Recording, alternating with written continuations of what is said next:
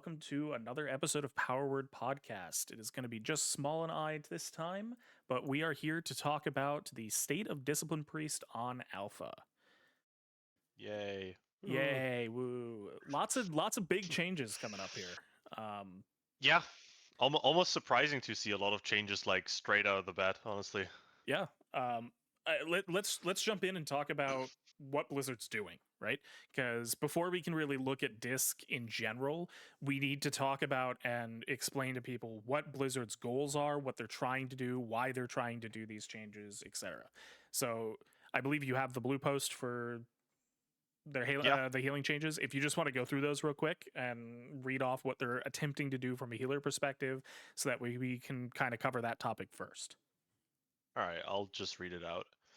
Hello, healers of Azeroth. There are some significant changes coming to the pace and flow of healing at midnight that we wanted to discuss and share our underlying philosophy and goals for these changes. In the War Within, healing is generally very fast paced, and healing spells can rapidly shift your rate from a severely damaged state to nearly full health in a matter of seconds. It is stressful to react to rapidly changing health bars, and it's very intimidating for newer players to grasp what they should be doing at any moment. Healers have a very large variety of high power cooldowns they can rotate through to handle basically every major damage event they encounter. In Midnight, we have made some changes with the goal of slowing down the rate at which you can heal up a party or raid from a severely injured state. We want healing to require less pre-planning of knowing which cooldowns to use at which precise moment. We want there to be less ramp up of complicated ability sequence to get effective throughput for your healing spells. Here's what we are changing for healers. And then they have 4 little points. First being talent choice nodes. Several major healing cooldowns are now mutually exclusive in talent choices, such as Restoration Shaman choosing between Healing Tide Totem and Ascendance, or Discipline Priest between Ultimate Penitence and Power Barrier. I didn't even remember that they mentioned us here. Short cooldowns. Iconic buttons like Prayer of Mending, Wild Growth, or Healing Stream totems still exist and should still be potent abilities on their own. Several modifiers to these type of abilities have been adjusted, baked in, or removed. Consistency. Core healing spells like Chain Heal or Flash Heal have significantly fewer temporary modifiers that greatly increase their power. We have increased the base throughput to maintain their effectiveness. And last major point was time to react. You want to shift your focus away from rotating through several high power cooldowns to selecting the right spells for the right situation. Do you want me to also read the No, footnote part? no, we don't need to read the footnote. So Okay. I'll start off by just saying I'm both surprised and impressed that they actually went through with this. I've been saying for a while that I was under the assumption that we had kind of been in a healer cooldown arms race, and the state of healing on Mm-hmm. retail was less about making good decisions and making, in the moment decision making based on triage, efficiency casting, resource management, etc., and more just let's pre-plan our 1,000 piece puzzle in, WoW utils in advance, and then just everybody hits buttons as the, Kaze Week aura pops up and tells you to hit buttons. So I'm impressed that they did this, because the solution was to remove a bunch of cooldowns, and they did. They either removed a bunch of cooldowns or locked further behind choice notes. So that part, me personally at least, I'm surprised that they went along with it, and I think it was needed. Now, Yeah. Sorry. Go ahead. I was just gonna say, now I don't think that's without issue. I think there are some things that still need to be paid attention to, but at the high level, I'm impressed. Um. I think it's a pretty ballsy move as well. Oh, absolutely. They like clearly they've known that healers have had problems, as in like the healing ecosystem has been problematic for quite a while. I'm pretty sure since not sure if it happened in Shadowlands, but definitely in Dragonflight, we've had like at least two, maybe three times where they just looked at everyone and were like, okay, we're going to nerf healing slightly and buff HP, or like only buff HP and buff damage. So to slow the game down a bit, which, when you look at it from an outside perspective, that sounds very reasonable, but I feel like it never ended up actually doing anything. Not really, yeah. Like apparently buffing the damage by 40% and giving everyone 40% more health didn't really matter. The healers just did more healing because we can. Yep. Yeah, in a world So where you're averaging 30 to 40% overheal for most people, I mean, if you're looking at like Race to World First, where their overheal values get super, super low, great. But most people that are playing the game are operating within windows where you're like averaging 30 to 40% overheal, which, you give us space to do more healing and we're just going to do more healing. It doesn't really change anything. yeah, and we don't even have to press different buttons really. Like we're already assigning the hard abilities or like the hard hitting healing spells to the hard moments of the fight. They're just going to overheal a bit less. Yep. So I feel like that never really worked out, and I'm okay with them trying a different approach. You know, if we want them to change things, we can't expect them to. Well, maybe you can expect it, but like I think it's unrealistic to have the expectations that they are just going to fix it on their first try of something. Right. Like identify the problem, make a solution, and boom, the problem is just gone. I think it's fine to try something out, see if it works, maybe walk back on it, maybe change some things, and go from there. Yeah. So overall on their changes, I think cutting down on the number of healing CDs available at any moment was a big part. And that was honestly one of the Yeah. reasons why I thought they would never go through with this, because I was under the assumption that the community outrage of a bunch of healing cooldowns just either being deleted or removed from you being able to have at all times was going to be so large that they would not be able to move forward with this. So I'm impressed in that regard that they were able to do this in a way where, honestly, like, obviously it's been a big talking point, but I don't feel like the community outrage has been that big. Maybe it's because everybody's too busy No, bitching about add-ons, but I think the community outrage was not as big as I thought it was going to be in this regard. So I think that part is good. I Um, think they identified decent cooldowns to keep and to remove, Agreed. Yep. or like bake in a different way, at least for most specs. I think there's some that are a bit unhappy. I think Evokers are definitely a bit sad about losing Emerald Communion, for example. Um, but I really haven't heard any Druid complaining about Flourish being baked into Trank now. Yeah. It doesn't seem to be something that people are too sad about or like bothered by. Yep. So the main nodes that you had previously read, they talked about talent choice nodes. I think that's all fine. That's just reducing the number of active cooldowns. They Yeah, mention short cooldowns. I think this is good. This is where cooldowns should be. Some of the things that they mentioned, like Prayer of Mending, it is technically a short cooldown, but when I think short cooldown, I don't think like when I group things in my head, I think rotational, short cooldown, big cooldown, right? And I consider something like prayer yeah. mending like a rotational button, right? Like your goal is to just be pressing that on cooldown as much as possible. It's not necessarily a cooldown. Or they also mentioned like healing stream totem, which is again like something that you're just trying to maintain and have out at all times. Um, I'm not too familiar with Shaman. Does Healing Stream Totem not get replaced by Cloudburst still, at least on live? I know Cloudburst is gone on in live, yes, Midnight. healing stream gets replaced by cloudburst. Oh, Yeah. okay. So it wasn't even like I'm pretty sure you just pressed it for like when damage happened, which I think is not a fair comparison to Prayer of Mending Right. because Well, as you that was mentioned, Prayer that of Mending is a that's core basically my rotation point. thing. Yeah, like Yeah. something like Cloudburst is exactly what I would consider a short cooldown, right? Like Yeah. it's a 30-second cooldown that you're using often, but it's not a rotational button that you're just pressing on cooldown constantly. Whereas prayer amending, but that's just a nitpicking. We're just nitpicking terms. But I Yeah. think focusing on power of like 20 to 30-second cooldowns, like take disc for example, Mind Blast activating Entropic Rift for Void Weaver. That's like a short cooldown. It's incredibly powerful. Yes. It gives you a huge throughput increase, but it's not some 3-minute cooldown that's going to top the raid instantly every time you press it. That is where I think it should be going, right? More into like those 30-second, rotate between some smaller cooldowns. Then everybody has one, maybe two really big cooldowns to use a couple times a fight. It also is just much less swingy, and you have the choice of, when there's a damage event back to back, you can't have Mind Blast for both. You can almost on the fly kind of decide where you would want to use something, whereas with a major cooldown, yeah, you're definitely pressing on the thing that you discussed before because it makes a huge difference for the raid if you press it on damaging ability 1 or 2, and then your other healers play into whatever you're doing.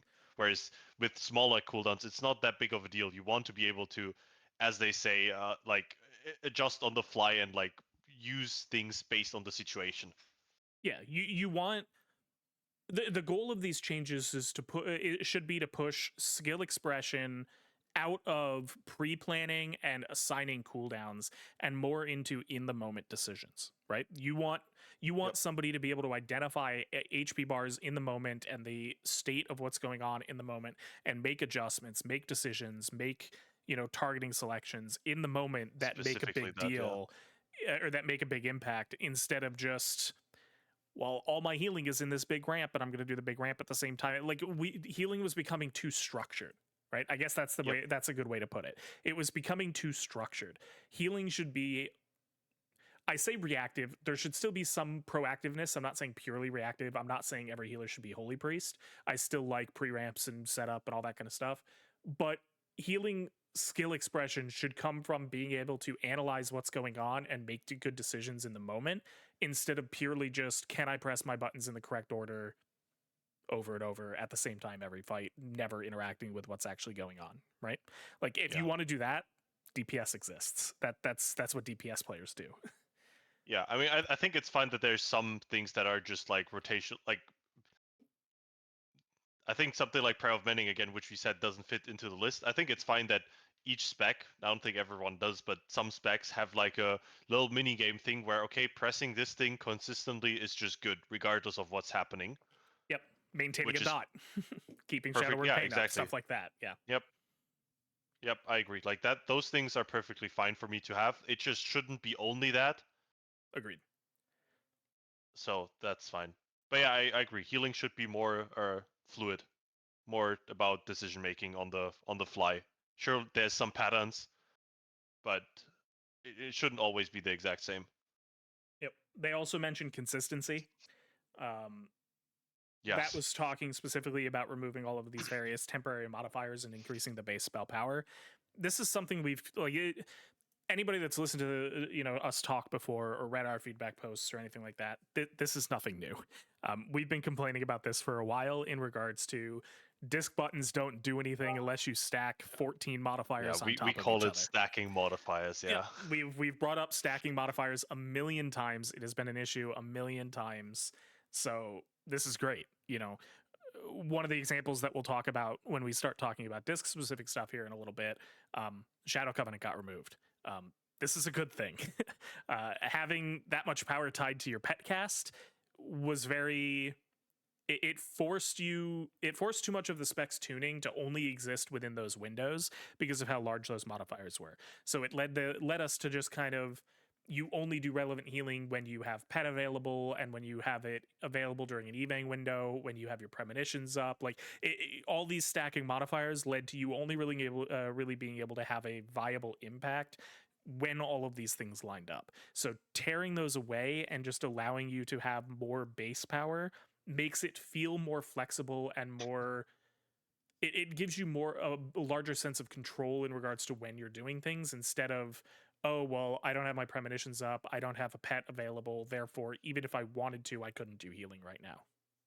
Yeah, like the goal of these large cooldowns is like, okay, I have my cooldown, now I feel great. But realistically, what ends up happening is, okay, I have my cooldown, this is good, and when you don't have that cooldown, wow, I feel awful. Awful. I do Yep. nothing right now. So that's I agree. It's a good thing to be gone. I think another thing for consistency, which isn't that big of a deal for us because, like you said, our cooldowns were long. But the examples that they gave, like chain heal, where sometimes you can't even on the fly identify how much that spell is gonna do. Right, because Like you you can't tell shouldn't. if you have, one of your modifier. Yeah, somebody that's very intimately involved in the class and has been playing it for a really long time has a better understanding of how this stuff is going to work. Yeah. But for newer players or inexperienced players, it's weird to just sometimes cast the spell and have it do way more than other times because Yeah, it's just like you randomly had you look at the log and you're like, okay, yeah, of course you did no healing. You didn't press your 6 modifiers yeah. before this, and it's like, how would they know? Like I was looking at an Evoker log the other day, and for those that don't know, Dream Breath gets a healing increase from a talent called Call of Ysera by pressing Verdant Embrace before. Additionally, there's also another talent where you need to cast Bronze Spell to empower your next Empower spell. So suddenly you need to first cast 4 bronze spells and you need to cast Verdant Embrace, which they have nothing to do themselves with Dream Breath. With Dream But Breath, if you yeah. don't cast those, your Dream Death hits much weaker, and then your Engulfs hit much weaker, and it just feels like I'm pressing all these buttons just to make this other thing stronger, and a newer player just doesn't know that. You pick up a new spec. At least I don't. I don't know if other people do. I don't go and read every single talent that exists because that's just so much work. I'm gonna be honest. That's so much work, and I won't remember 2/3 of them anyway. Yeah, when you're sitting down So to play a game for fun, most people aren't going to want to sit there. I mean, I'll do it for my main, obviously, because I'm yes, horribly okay, yeah. obsessed. But for an alt, there's plenty of times when I want to play an alt and I don't feel like putting any amount of effort into an alt that I put into disc. So yeah, I get it. Like I it's an accessibility ev- issue. even on Shadow, I couldn't tell you what most of the talents do. Not like because I'm lazy, but it's like these things just don't flow well into like your knowledge thing unless you constantly read them. I Yeah. feel like Yep. so. Some of these things were just not obvious, but I think this is also just a issue that came to be with the talent trees. Yep. There's so many nodes that eventually you just can't know all of the things that modify a spell. Yep. Agreed. So the other one that they mentioned was time to react. I think this is a good thing. Obviously, I think it needed to be. People needed more time. The amount of speed in which an HP bar would be brought from near death to 100% is insane right now on live, Don't right? don't get me started on Salhadar. It's Yeah, I insane. mean, you've got HP bars going from 100 to 0 or 100 to 10 to 100 to 10 to 100 to 10 over and over and over in the course of fucking like 15 seconds. It's just it needed to be slowed down. You need some time for most people to be able to think. Like I know it's fun for some. I enjoy it to an extent. Something like Saladar on Prague initially before all the nerfs, I thought was too much. I didn't really enjoy it all that much. I thought the fight was designed well, but I didn't really enjoy healing it. Um, Agreed. but I'm I curious to see where we end up. Right, like I think there is a point where they slow it down to the point where it's no longer interesting at all, right? Like you don't want it so yes. slow that you're just kind of trying to play how can I vomit HPS most efficiently, and HP bars go up so slow that no matter what I do there's going to be stuff to heal. Like that's also not good. So I we'll need to see where it ends up. Yeah, I agree. Like if whenever you press a cooldown, HP bars just like very, very, very slowly go up. They probably feel kind of bad. Like even your smaller cooldowns should be able to heal people. Else you just feel like you're trying to maintain them before they die instead of like actually topping someone. But Right. Saladar was just too much of an extreme. I I think whenever a fight feels like you need to put people above like 80%, 90% HP, maybe even higher, unless or else they will just die to the next mechanic, like a raid wide thing, it's just too much. You cannot make sure that everyone in the raid stays above 95%. Yeah. Agreed. It just feels frustrating. So that end of phase one was absolute pain for me during progress. Yeah, Very I mean, frustrating. especially like I know you progged as an evoker this tier, but Hmm. I stayed on priest, and the whole issues of priest defensives not being super strong, Yeah. fights like that make it feel even worse because you're not fighting you're not fighting to stay alive, you're fighting to not get one shot, and every single mechanic, it's not can I heal it after the damage goes out before it becomes a problem? It's can we top everybody so that they're at 100%, because me as a priest can't live this mechanic unless I'm both 100% HP, have my Fade DR up, have my Flash Shield DR up, Power Word Shield myself in advance. Like, that shit's just not fun. You're not. I want to be interacting with the damage that's going out, not trying to prevent myself from getting one shot in advance. That's a Yeah. different kind of damage that I don't enjoy dealing with. Every once in Have a while, like sure, but not every single mechanic. no, that especially phase one. Like after phase one, it got better, I'd say. But specifically phase one was just too much, and similar things for Demencia's phase one, honestly. Yep. Um, like it seems like a stupid complaint maybe, but I feel like the end of phase one damage or whatever it could have just been like a dot over 3 seconds instead of being a singular hit, and it would have been so much less frustrating. Oh yeah, Because it's absolutely. one thing identifying people that are damaged on your raid frames, but trying to identify who's most damaged out of people missing 10% health, it's very difficult. My Yeah, eyes are it's not not that easy. good. I cannot tell who's missing 8% health and who's missing 6% health. And you need It's to just take not that into simple. account classes, because some classes at 92% on Saladar are in no danger at all, whereas other classes at 93% are going to die if they don't get topped. Like Yep.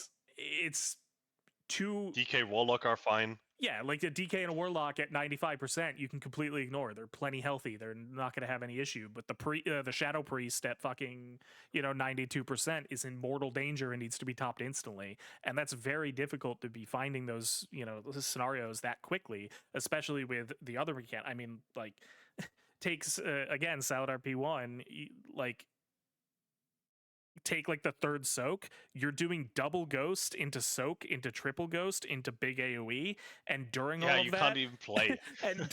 you're also dodging tornadoes, and you need to make sure that you're micromanaging individuals' HP bars so they don't get one shot during either of the like. It's just not fun. It's The not fun at ghosts were all. very tough mechanic as well. Not like from a mechanic itself standpoint, but I felt like it was hard to deal with as a healer because I actually had to look up into the real world for far too long when I wanted to look at my frames because I know, hey, there's going to be a shit ton of damage in a moment. I cannot be looking up all the time. I need to find who's missing 2% health. Yeah, I mean, I'll be honest. There was definitely moments of that where I'm just like, okay, I need to stop healing for a second and just pay attention to the ghosts so I don't kill Yeah, myself.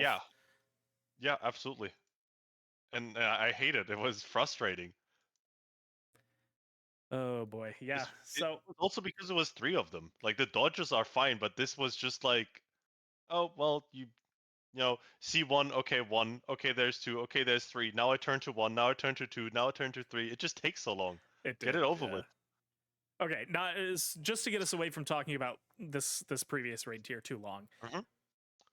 What are your general opinions on the changes overall? Would you say they're positive, negative, cautiously optimistic? Where are you at on the scale, and where do you think they need to be focused on primarily to make sure we still end up with an active and engaging healer ecosystem?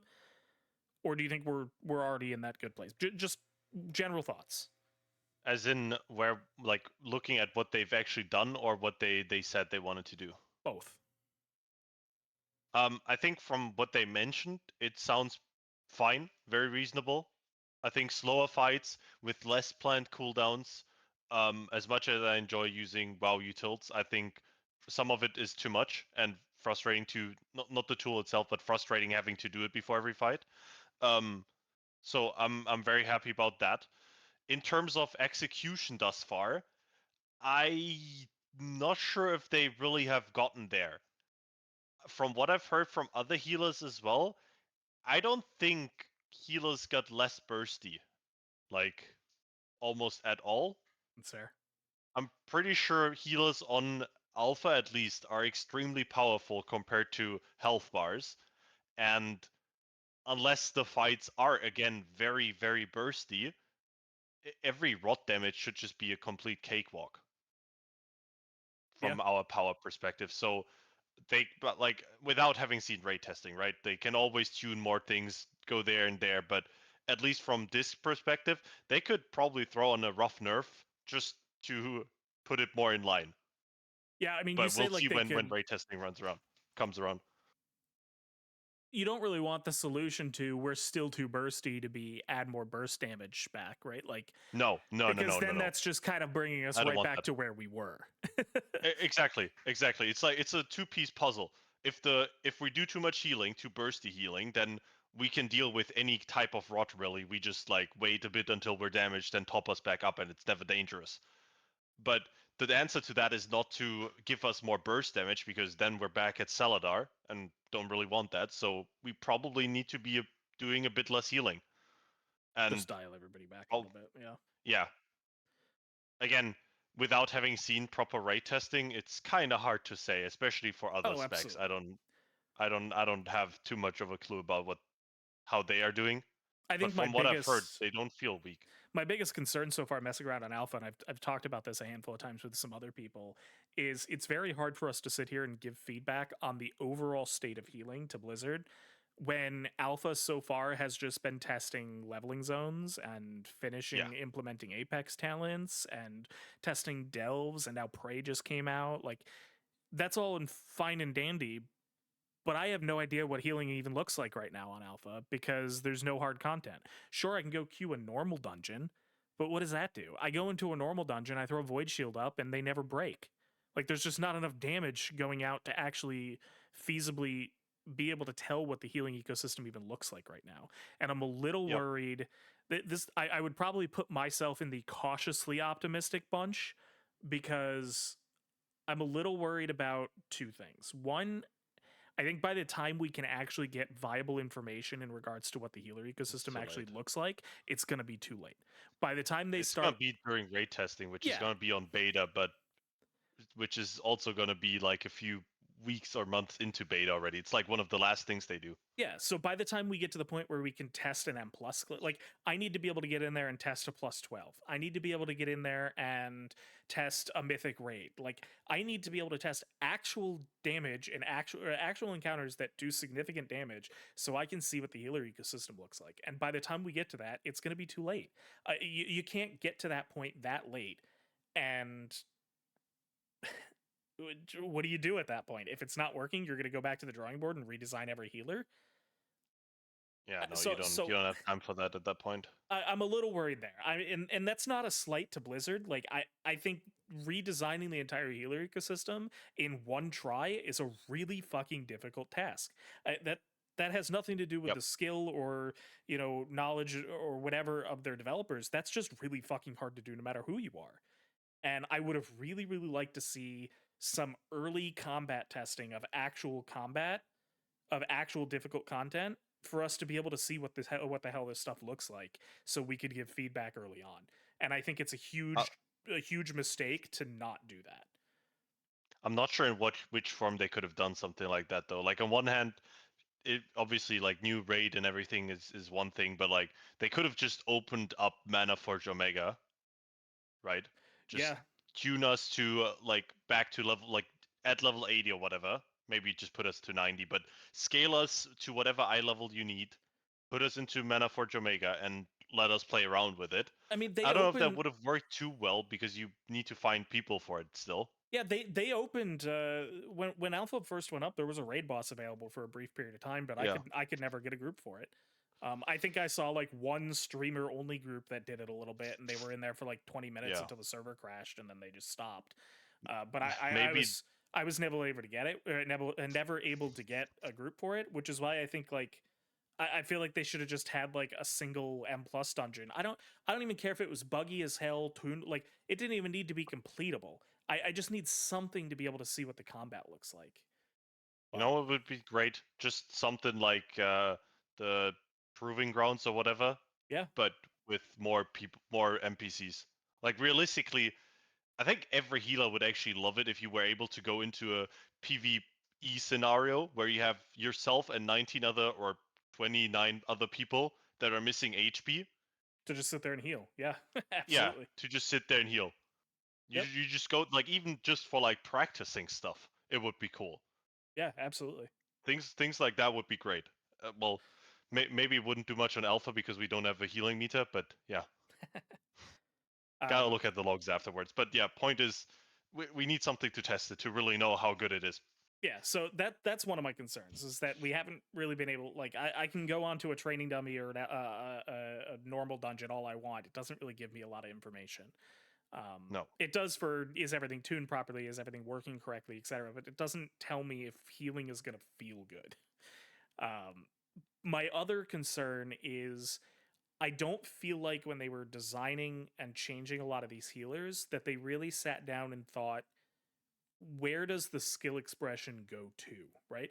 Right now, a lot of the skill expression is timing and precision and consistency and especially for pre-planning this. and yeah, especially for disc, but even for other healers, like it's can you be consistent in regards to how exact you're using your stuff from pull to pull so everybody feels like their HP bars are doing the same thing. And it's a lot of that kind of stuff. Well, we're slowing down healing, so your timing is going to matter a lot less. Not to say it doesn't exist at all, but it matters a lot less. They're removing cooldowns, so there's going to be less to pre-plan. Like, you're going to remove a bunch of stuff that dials back the skill ceiling, but they haven't talked about at all where they're going to add that skill expression back. Now, you want that skill expression to exist somewhere. It doesn't have to Hmm. be, and I'm not saying this from like an elitist perspective of, oh, I don't want Yeah, a game needs to be casual, harder. yeah, like the Yeah. game needs to be hard. Like, that's not what I'm talking about. A game fundamentally needs things for you to challenge yourself, push yourself on, and try to improve at to feel satisfying. Hmm. Just going into the game and pressing, four buttons on cooldown and doing 95% of your class's output is not going to drive engagement, and it's not going to drive a sense of satisfaction, or, as some game companies would call it, sense of pride and accomplishment, because there's just nothing to optimize there, right? Like, there needs Yeah. to be some sort of skill expression avenues for people to really push that extra level of success out of their play. Yeah, at least for priest or this priest, it has been for the longest time, as you said, precision on timing, and also specifically to me, pulling off all the healing things, which in a bubble itself might not be that bad, but while playing the mechanics. Right. So, however, that also goes together with the add-on changes, which I don't think we want to really touch on today, but we're not really sure how fights are going to look in the future when we don't have an abundance of weakers and everything that obviously aren't playing the game for us, but are helping us decide what we're going to do. Right. Um, they want to make the fight simpler so we don't have to rely on these weak auras, etc. But if they become too simple, then as you said, where do we put the actual skill? Yeah. Pressing the same 4 or 5 buttons isn't too difficult. And if the fights also become easier mechanically, as in you have more time to move, you have less mechanics happening less quickly after another, it might become a bit too easy, maybe. Yeah. So I'm mainly just wondering where they're going to try to make that skill expression go, right? Like, one of the potential answers, and I know this is a very hot topic for some people because some people really dislike when this is relevant, but mana management. Mana is a resource. Right now, most healers, and this is also something that historically Blizzard has done a really piss poor job at. Yeah. Every single tier, we have some healers that just completely ignore their mana bar. Never had, like, play Resto Shaman this tier, and you can turn your mana bar off. You don't need it. It doesn't exist. Which Just which is funny because the previous tiers they were the ones that were completely starving for mana as well. Well, yeah, because they were a chain heal variant, and now they don't press it at Yeah. all. So, like, you just go. It can't. We can't be having these builds come out that just don't use mana, and then they just get to completely ignore that resource. If you want mana management to be something that actually matters, and I know some people will despise me for saying that maybe it should, but it is a potential, and I'm not saying it should or not, but it is a potential avenue for skill expression, right? Because being able to make a decision in the moment of, can I afford to spend mana here, it also comes down Yeah. to, we need casts that are, more versus less efficient, right? Things, stuff we've had in the past that I feel like they've kind of gone away from. And even in this culling of buttons going into midnight, they removed some of these, but things Yeah, like heal, heal versus uh, flash heal as a good example on healing Holy wave. Priest, or healing wave versus healing surge, like, some of that stuff tied into the whole mana efficiency thing of, do I want more healing faster but more expensive, or do I want less healing slower and cheaper? And I think that kind of stuff is good when you're trying to make decisions and try to make mana matter, because then you're making the decision of, you know did I plan in advance so I can do the slower option for the more efficient healing? Do I need it right now? Can I get away with, casting these more efficient spells, or do I need to expend mana to get more healing out right now? And those kind of Yeah. decisions are good from a mana management perspective, but they've shown no indication that they want that to be the case. So they're not going to use, I mean, as far as I can tell, they don't seem to really want to push mana management as a core skill of healers. I'm not really sure where else. Like, if you remove all of these efficiency versus fast spells, mana management isn't a thing you press. Timing matters way less. Like, where does the skill expression go? What is going to be the difference between a really good healer and a mediocre healer? I guess a lot of it will just have to be targeting decisions then. Like if we're going to say that the rotation is simple to the point where m- mostly everyone can do it, which, hard to say for every spec. Don't even know if it's true for disc, but Yeah, I mean well, that's we also very don't really know what's going to happen. But I think targeting will have to play a large role then for healers. Yeah, and I'm obviously talking from like a worst case scenario, right? Like I'm not claiming that this is what it Yeah. looks like on alpha. Like again, we've barely been able to test this stuff. But I mean, you mentioned targeting. How many tiers in recent years have we talked about, oh, so and so healer could almost turn their raid frames off this tier and not even matter? Like Yeah, I would love it has targeting to happened be a a lot. thing. Yeah, like that it should be. Targeting should be like if you go back, and I don't want to sound like a boomer here, but if you go back and look at previous raid tiers, I'm not going to say at expansion so I don't date myself, but if you look back at some of the older expansions and some of the older, and I'm not talking like all the way back to Wrath, I'm talking still fairly recent history. Um, some of your biggest in the moment decisions were, targeting selection, triage, mana management, efficiency casting, stuff like that. And I feel like that would be a good target, but I haven't seen any indication from Blizzard in these changes that those are where they're going. So, well, No, I don't think there's any indication for that thus far at all. It's just something that we have to guess. I do agree with you that mana is an option and also that they don't seem like they care too much about it. My expectation is probably that we're going to get the exact same thing where one spec, not one, maybe two specs do not care about mana at all. Some are okay and some are horrendous. We just have to hope that we're not on the horrendous side agreed. because it is very frustrating, not even like having to rely on innovates, but just I guess the good news is you can't have that little regar that shows you the mana of your co-healers anymore, so you don't feel bad when you're at 2% and they have 50% remaining and you're still below them on HPS. True. That's not going to be a thing anymore, so.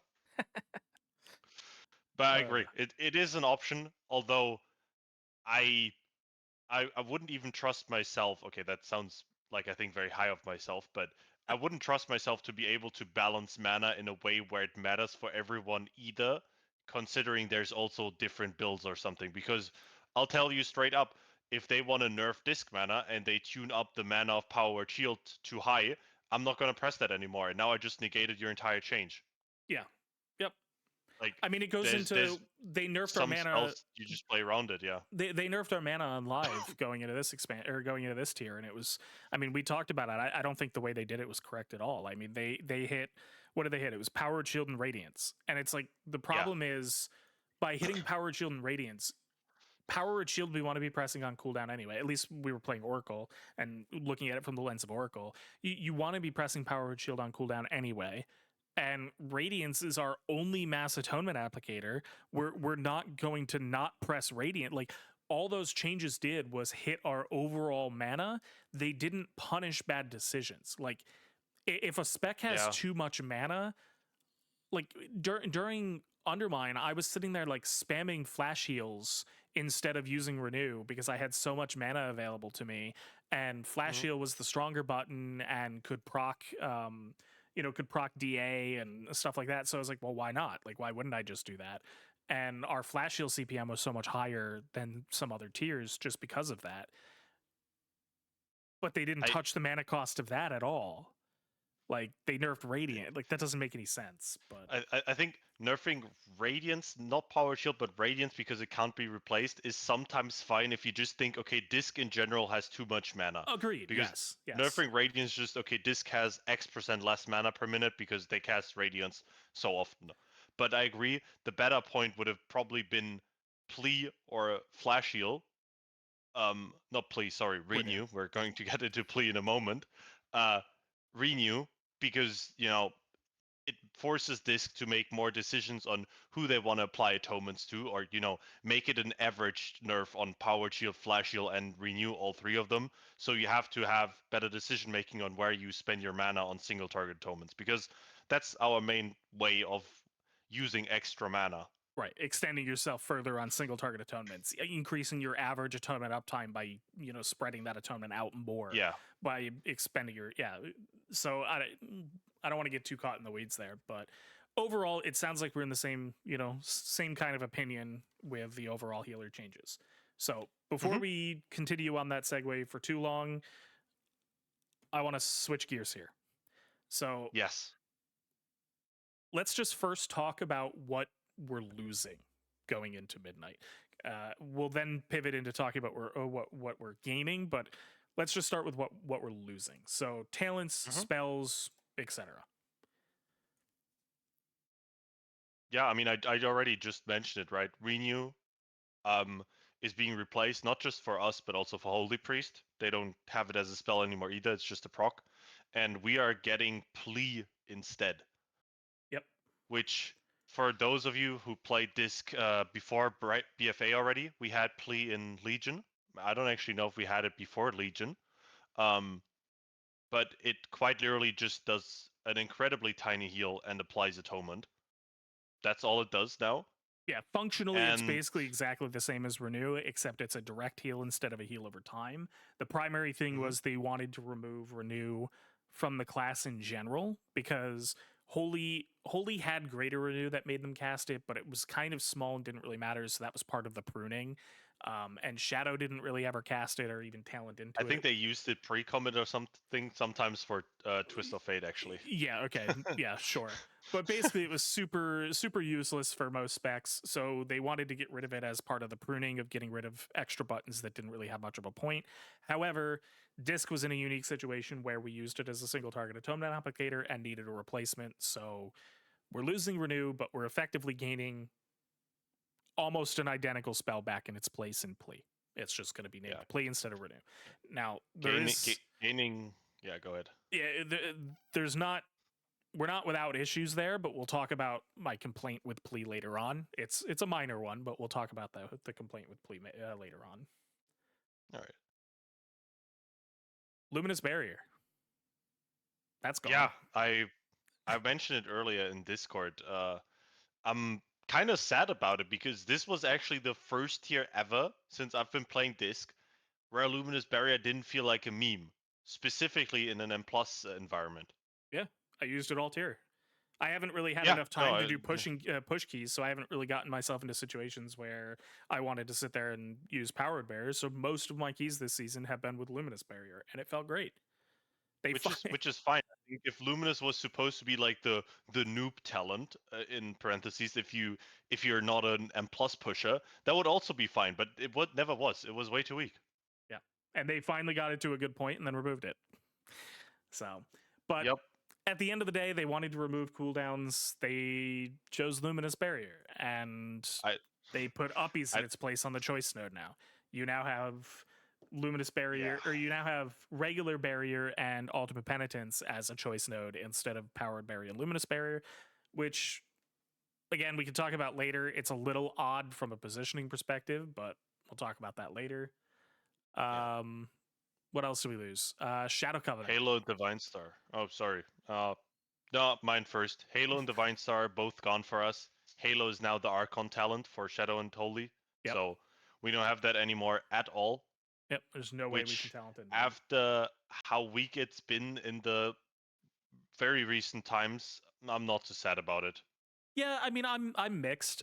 In recent times, I don't really care, but there have been times in the past where both of those spells were very good, Yeah, and I'm gonna miss them a little bit. I think it's a yeah, shame that it almost feels like they went through the very current iteration of the specs and said, what are they not using, what are they not touching, and just used that to determine what to axe. And part of me gets it, but also good like point. we're not using those spells because you tuned them poorly, not because we don't want to be using them. Like I don't Yeah, mind having Halo. I didn't mind using Divine Star. Like I would have liked to maybe see those spells stick around because they were kind of iconic for us.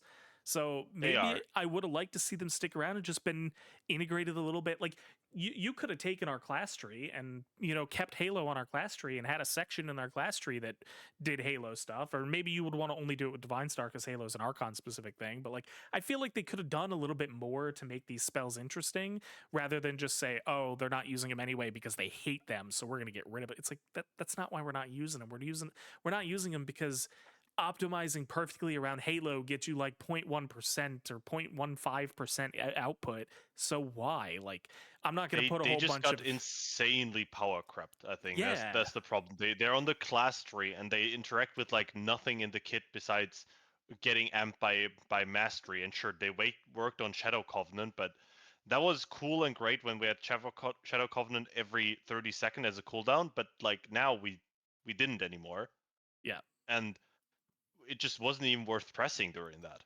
So it feels awful, especially or like it felt awful to use. Divine Star from a concept perspective would have worked incredibly well for Oracle actually, because what Oracle was not missing, but what it didn't have was healing in between its big points, and Divine Star would exactly fill that. But sadly, it had the same spell power as 8 years ago, and yeah. unfortunate. So they're I'm gone, gonna but miss seeing Divine Star fall through the ground.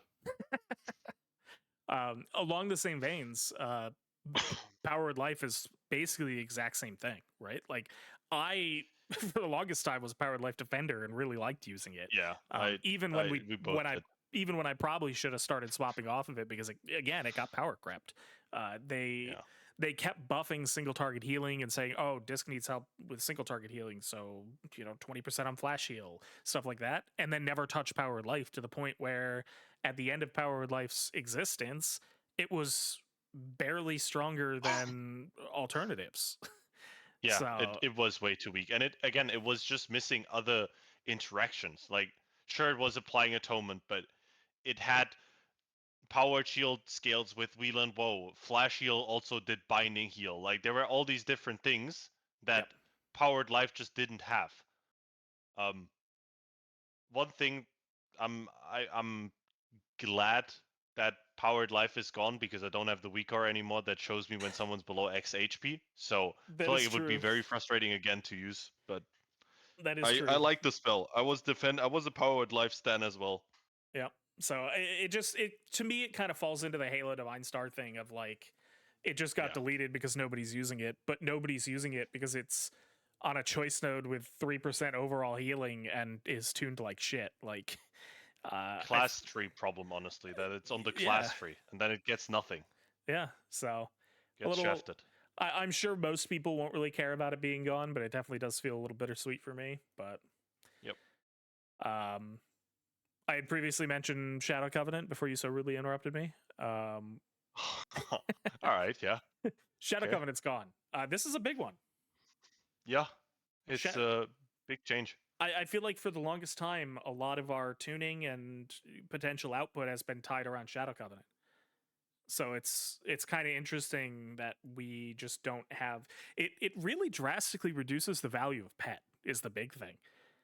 Yeah, it makes an insane difference because like the pet being the main trigger for Scoff since I think Mirdrasil is when they changed that. Just meant you needed so much pet uptime because as we said before, the stacking modifiers of Shadow Covenant, changing your penance into Dark Reprimand, making it Shadow, thus getting the M from Scoff, but also being also proccing like Abyssal Reverie and stuff. It stacked a lot on top of each other, and we're actually running into situations where we're considering why are we even running Pet at this point, Right. which is also weird. Yeah, absolutely. Going from so many tiers in a row of pet being so important to suddenly why do we run it is definitely a big it's some It's whiplash, odd. but yeah. Yeah. Um along with Shadow Covenant being gone, Twilight Equilibrium. Yep. Rip Bozo. I'm not gonna miss that. I was gonna say I don't really know if anybody's gonna care about that one being No, gone, but maybe. there's definitely someone that cares. There's a good chance every other day that you get someone that says, "I actually quite enjoyed rotating between these spells." No, you didn't. Stop trying to fucking convince yourself. This shit sucked. You heard it here It first, folks. I I liked it a lot when it came out. Okay, I was a believer. I was a defender. I thought it was cool, and we put it in a lot of our builds. And I feel like every time we regretted it. I don't know about every time. I mean, it really went downhill once two charges of Mind S- Blast disappeared.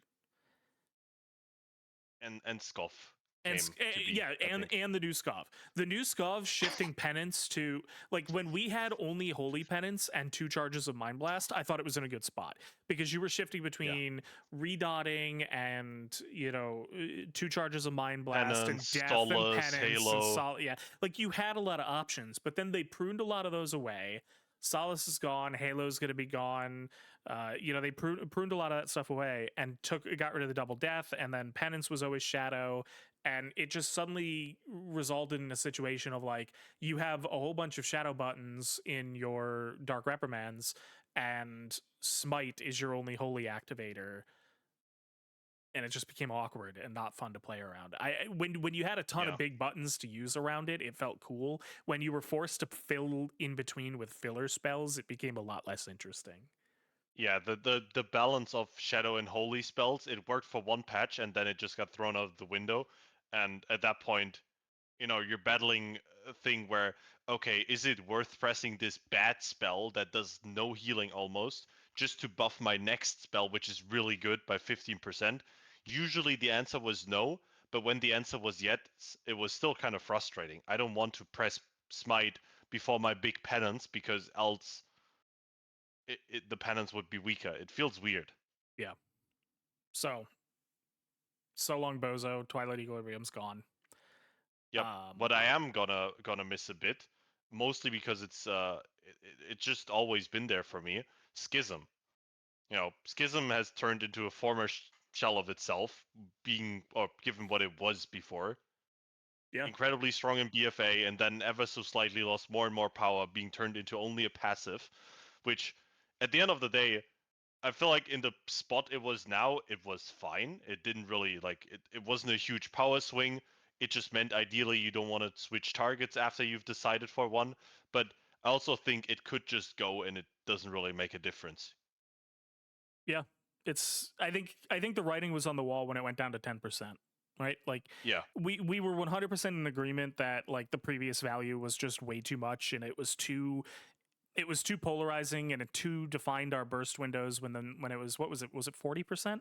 It was 40%, In right? BFA it was 40%, yes. Yeah, like that we agreed that that was just way too much and it needed to be brought down. But then once it was down to just a 10%, it was largely something that you could ignore with very little effect and didn't really matter a ton. And you had it when you had it, but it wasn't super impact. I'm not surprised it's gone. It No. simplifies the usage of Mind Blast. Mind Blast can just act as a damage button instead of this pseudo DPS debuff applier. I I, I It's think sad to see the it exact go, but example of what they said with consistency, right? Like yeah. this was just one of these things you either had or you didn't, and if you had it, you were 10% stronger, and if you didn't, then you just didn't have that. But so you had to make sure you always had it for your important moments. Yep. Um, Another random spell. I don't really think anybody is gonna. Did we ever use this? Void Shift is gone. I think like Yeah, we used it in the Midgersill. Farak is like Yeah. the only example I can think of, right? Like, hmm did we ever touch that at all outside of Farak? I no, in raids it was only for rock. I'm not sure. Do we have it recommended right now on live for keys? I had We have in the past. last year we did as a something to test, and I think it was fine. It never really caught on, but I think it was fine. But I'm just not good enough at the game to use it, honestly. the It's a biggest PvP thing. I just never got into it. Yeah, I mean the biggest thing, the ridiculous cooldown on it, which is obviously a PvP Yeah, tuning knob, right? Like it yeah, exists as a tuning knob from a PvP perspective, but it being a 5 minute like it's way too absurdly long of a cooldown for it to have any sort of value in PvE. So it's not really a huge loss. We don't really care about losing that. yeah. And the fact that its main use was to kind of abuse, I'd almost say, like an NPC interaction, shows how flawed it was. Yeah. Yep. Something big that we'll talk about later because this is kind of a big deal in regards to the spell it applies to. Overloaded with Light is gone, and there has been no compensation. Mm-hmm. No, So no comment, no nothing. So I don't want to get into that as too of much now, because we'll talk about, there's no more full uppies. yeah, we'll talk about problems, and uppies will be one of them that I want to talk about later. But Mm-hmm. that's gone. And then I think the last major thing, like obviously there's some small things here and there, but the last major thing to be gone is the premonitions themselves in the Oracle tree. They Yep. kind of gave a mini rework to Oracle, and the premonitions as active spells are gone. Now, a couple of them, one of them is still there, sort of as a passive, and another one is still there in like kind of a spiritual successor of. And I'll Mm-hmm. explain what I mean by that in a little bit here. But as active spells, they're gone. You no longer have Premonition of Piety as an active to press. You know, no longer have Premonition of Insight, etc. They're just gone. They part of their tuning, and I guess from an accessibility perspective, they felt they were too confusing for people, and I can see it. I mean, we had a lot of questions. I mean, I have a whole section in the guide about Yeah. here's all the Yeah. premonitions, and here's what they do, and here's how you generally use them, and we still had questions constantly about I don't know what to do with these. I don't know how to use them. What do you mean I'm supposed to do that? Like, I get it. I understand why. Yes. It was extremely confusing, but I think they also went away with other spells that were very similar, like paladins have lost their Blessing of Seasons, right? Yep. Which was like the closest comparison I'd have for this spell. Um, which is fine. I think it four spells in one just too much for WoW players. Yeah. It's just too I don't. confusing for newer people, and especially Insight being so versatile. Just all it does is give CDR, but like it could be any spell of your choosing. How would a new player know what to use it on? Yeah. Exactly.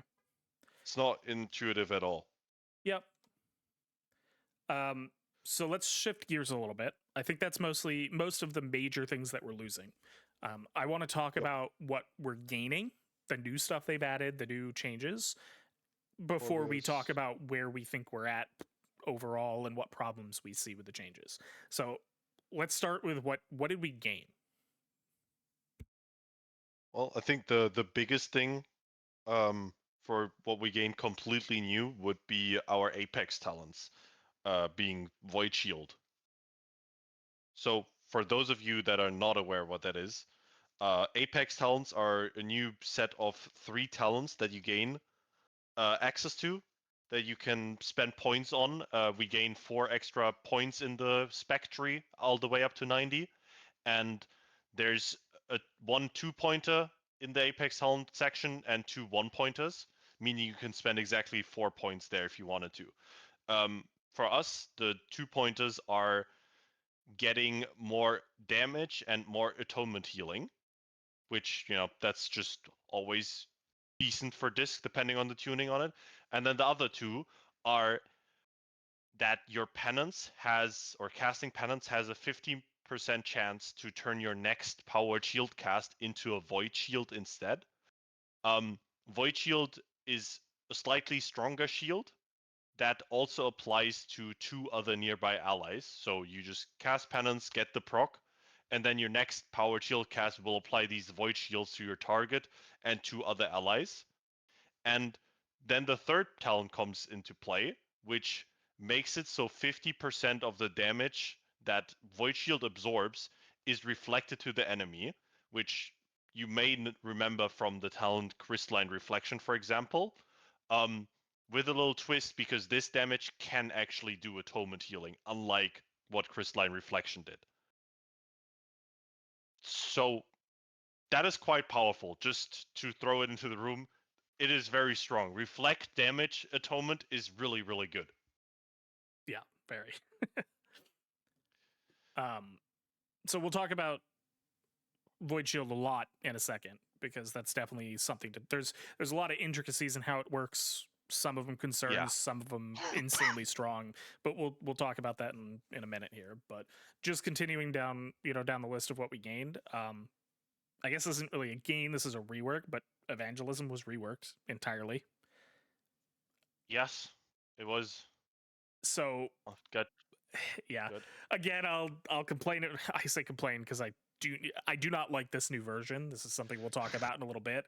I You am can say what very it does now. very adamantly against it, but yeah. So instead of doing the on cast heal to anyone with atonement and then extending all of the additional atonements, it is still a 1.5 minute cooldown. But now what it does is it instantly casts a radiance on your target at 200% effectiveness. And what that means, there's been a lot of people confused about the way that's worded. A radiance at 200% effectiveness does not mean double the duration of the atonements or anything like that. It is simply just the direct healing. It heals for 200% more. So you're just getting an instant cast free radiance that heals for more when you cast the spell. And then Hmm. for the duration of evangelism, which is 8 seconds, your powered radiance has no cooldown and has a 40% reduced mana cost. So the change here from a Blizzard perspective, from a designer perspective, their goal is to reduce the launch sequence cast sequences for healers and for classes in general, right? So they're looking Yep. at disc evangelism ramps as a launch sequence that needs to be simplified. And I don't necessarily disagree with their take. Some tiers it's been worse than others. Some tiers we've had true launch. I mean, we had Aberrus Yeah. was probably the worst example where we had I think we literally went Aberrus or end of Vault of the Incarnates was also bad. yeah, I mean Aberrus, that one patch where they include where they buffed Holy Nova as well, like Oh in god, yeah. Aberrus, we counted it our singular evangelism ramp with the damage rotation afterwards. That full sequence included more unique button presses than any DPS class used in their full rotation. Obviously, that's too much. Like you're gonna find some masochists that enjoyed it. I was kind of one of them, but it's obviously too much. It's not okay. But It was I'm it not a was huge too fan of complicated. this solution. This brings your quote unquote ramp to evangelism into 3 radiance casts, and you're done. It's awkward. It Yeah, is. I'm not It's even like we've had this for over a month now on alpha, and I'm still not sure how this fits in. yeah, Um, there's some extra things I want to mention where what it also does is it resets both or like your entire powered radiance cooldown, meaning you could spend radiances, then press evangelism shortly after. You spend radiances within that evangelism, and you go out of that ramp with radiance ready again, which means you kind of have an abundance of radiances with this. But also, I don't even know what like would you even apply atonements before radiance? Do you radiance 3 times after avenge, or do you do like 5 single target atonements, then avenge, then 2 radiances? I'm still unsure, and I feel like they took out the wrong part of the launch sequence. yeah. I feel like evangelism should have stayed in. The problem was either the DPS rotation, which back then was complicated, now it isn't. But then the real problem was just applying 10 single target atonements. That's the problem. Well, and a lot of the That needed to be difficulty, shortened. a lot of the difficulty of the spec, and I'll use an example here that a lot of people should be aware of because it was one of our most popular seasons from a play perspective, not from a I liked the season because Disc was designed well, because I hated the design, but it was Okay, I Disc know where was this is going. yeah, Disc was incredibly popular that season. Castle Nathria, Spirit Shell, Yeah, that was arguably the easiest version of quote unquote modern disc we've ever had. And one of the yeah, primary reasons why it was so fucking easy was the timing requirement was so much more forgiving. Yes, you could be a good disc, and there was things where you were pushing Spirit Shell up to the max HP cap, and then damage would happen, and then you would push more of the cap, and like there was timing from that perspective. But the average player had like this giant window where they could just apply Spirit Shell and build the shield prior to the damage event happening. The damage would happen, and they would get good value out of it. You can't do that with non-Spirit Shell, and this is not fuck Spirit Shell. This is not me saying Spirit Shell is the correct way to go, but the timing thing is a huge deal, right? Like that was a lot of the difficulty. Yes, yes, the rotation is complicated to an extent, but with modern healing that we currently have on live servers, you have to do these ridiculous sequences while doing these ridiculous encounters and staying alive and paying attention to a million things. And you have like a 1 second or like a 0.8 second window where you have to time it correctly.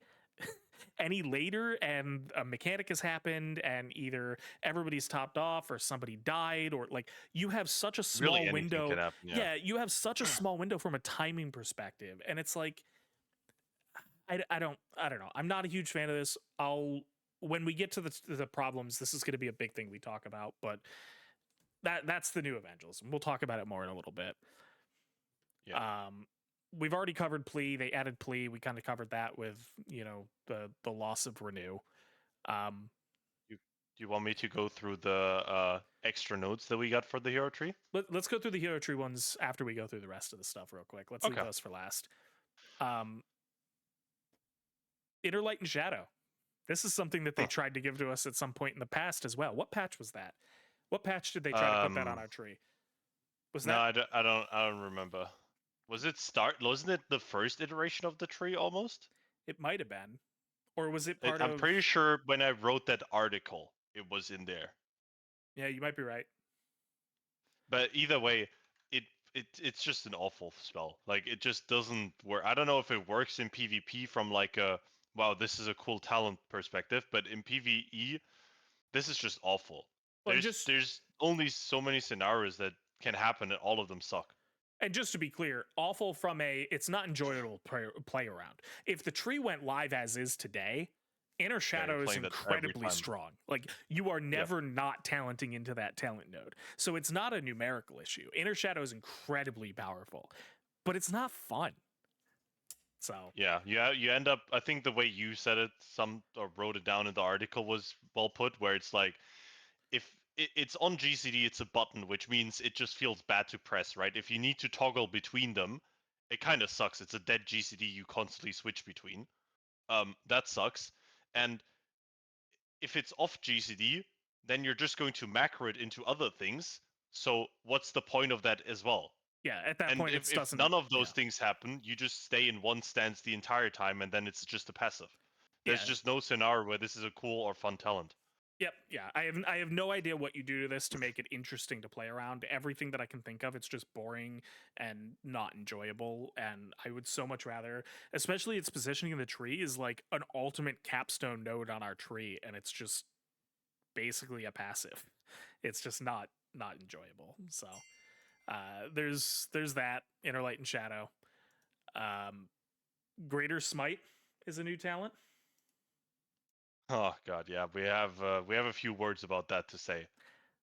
It got changed just today, actually. Yep. Previously, it made it so whenever you cast Smite, your next, or you gained a stack for 4 seconds. No, sorry, not 4 seconds, 2 seconds. Um, which makes your next smite have less cast time and more damage, and it's stacked up to 2 times.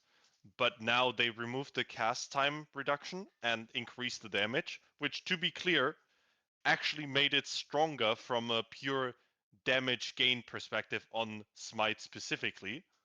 But it this doesn't this talent A didn't need a buff, first of all, and Yeah. second of all, is still incredibly annoying to play with because the 2 second duration is just way too little. Yeah. Especially now that the cast time buff is gone, Yeah. It makes it even harder you to have no maintain. time. Yep. There's no GCD you can press between smites. Like it's a 2 second time, and smite has 1.5 second base cast time. Yep. You could easily go smite, walk for a split second, and it falls off from your next smite. Yeah, you barely even get a chance to manage movement, let alone if a fight requires you to dispel or do anything. Like this talent is Yeah, basically saying you have a massive, especially when you're considering Void Weaver and Void Blast inheriting Smite modifiers. Like this is a ridiculously strong node that is incredibly frustrating to play around. It yep. almost makes it goes back to the whole like and I'll talk about this again because I bring this up at every possible moment that I can, but the passenger princess problem, the sheer output increase you get from playing around this correctly versus not is so incredibly big that all it does is promote babying the disc. right? All it does Yep. is if Yeah. there's a dispel rotation, don't include the disc. They lose too much by participating. If there's a movement requirement, give me a rescue, give me a spatial. Like it's again just these giant. You got to play around me because I can't participate in the encounter on my own modifiers, which is just not good. Like the concept of the spell or of the talent is fine. The implementation is not. I agree. Just does not. I think it just shouldn't.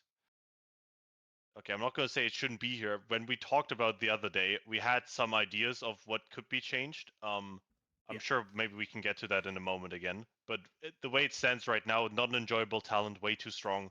Not a fan of it. yeah, agreed. Um, Shadowmen's back.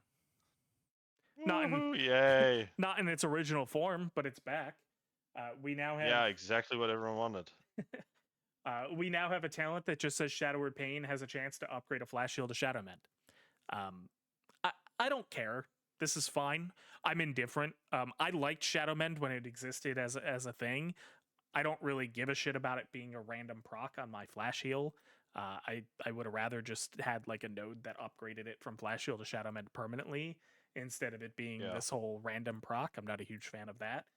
Um, but I've seen some people be very upset with this existing in the tree, and I don't harbor that kind of hatred. I think it's fine.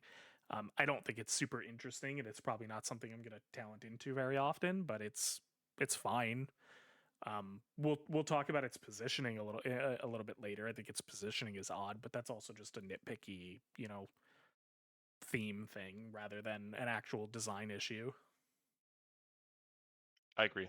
I guess for people that were not around when we had Shadow Mend previously, something to keep in mind. The exact text on the tooltip of Shadow Mend says that it wraps an ally in shadow, which heals for a percentage of spell power, but at a price. That price, it says that the ally is going to take damage every second until they've taken half the damage that the Shadow Mend healed or leaves combat.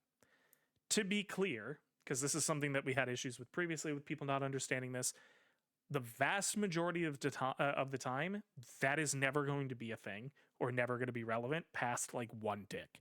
Because the way it works is that any damage taken by that individual counts towards that damage taken from all sources effect, right? So Yeah, if you shadow mend somebody and I'm just going to use round numbers to make this easy. If I shadow mend somebody for 10,000, they are going to get a debuff that is basically counting 5,000 damage.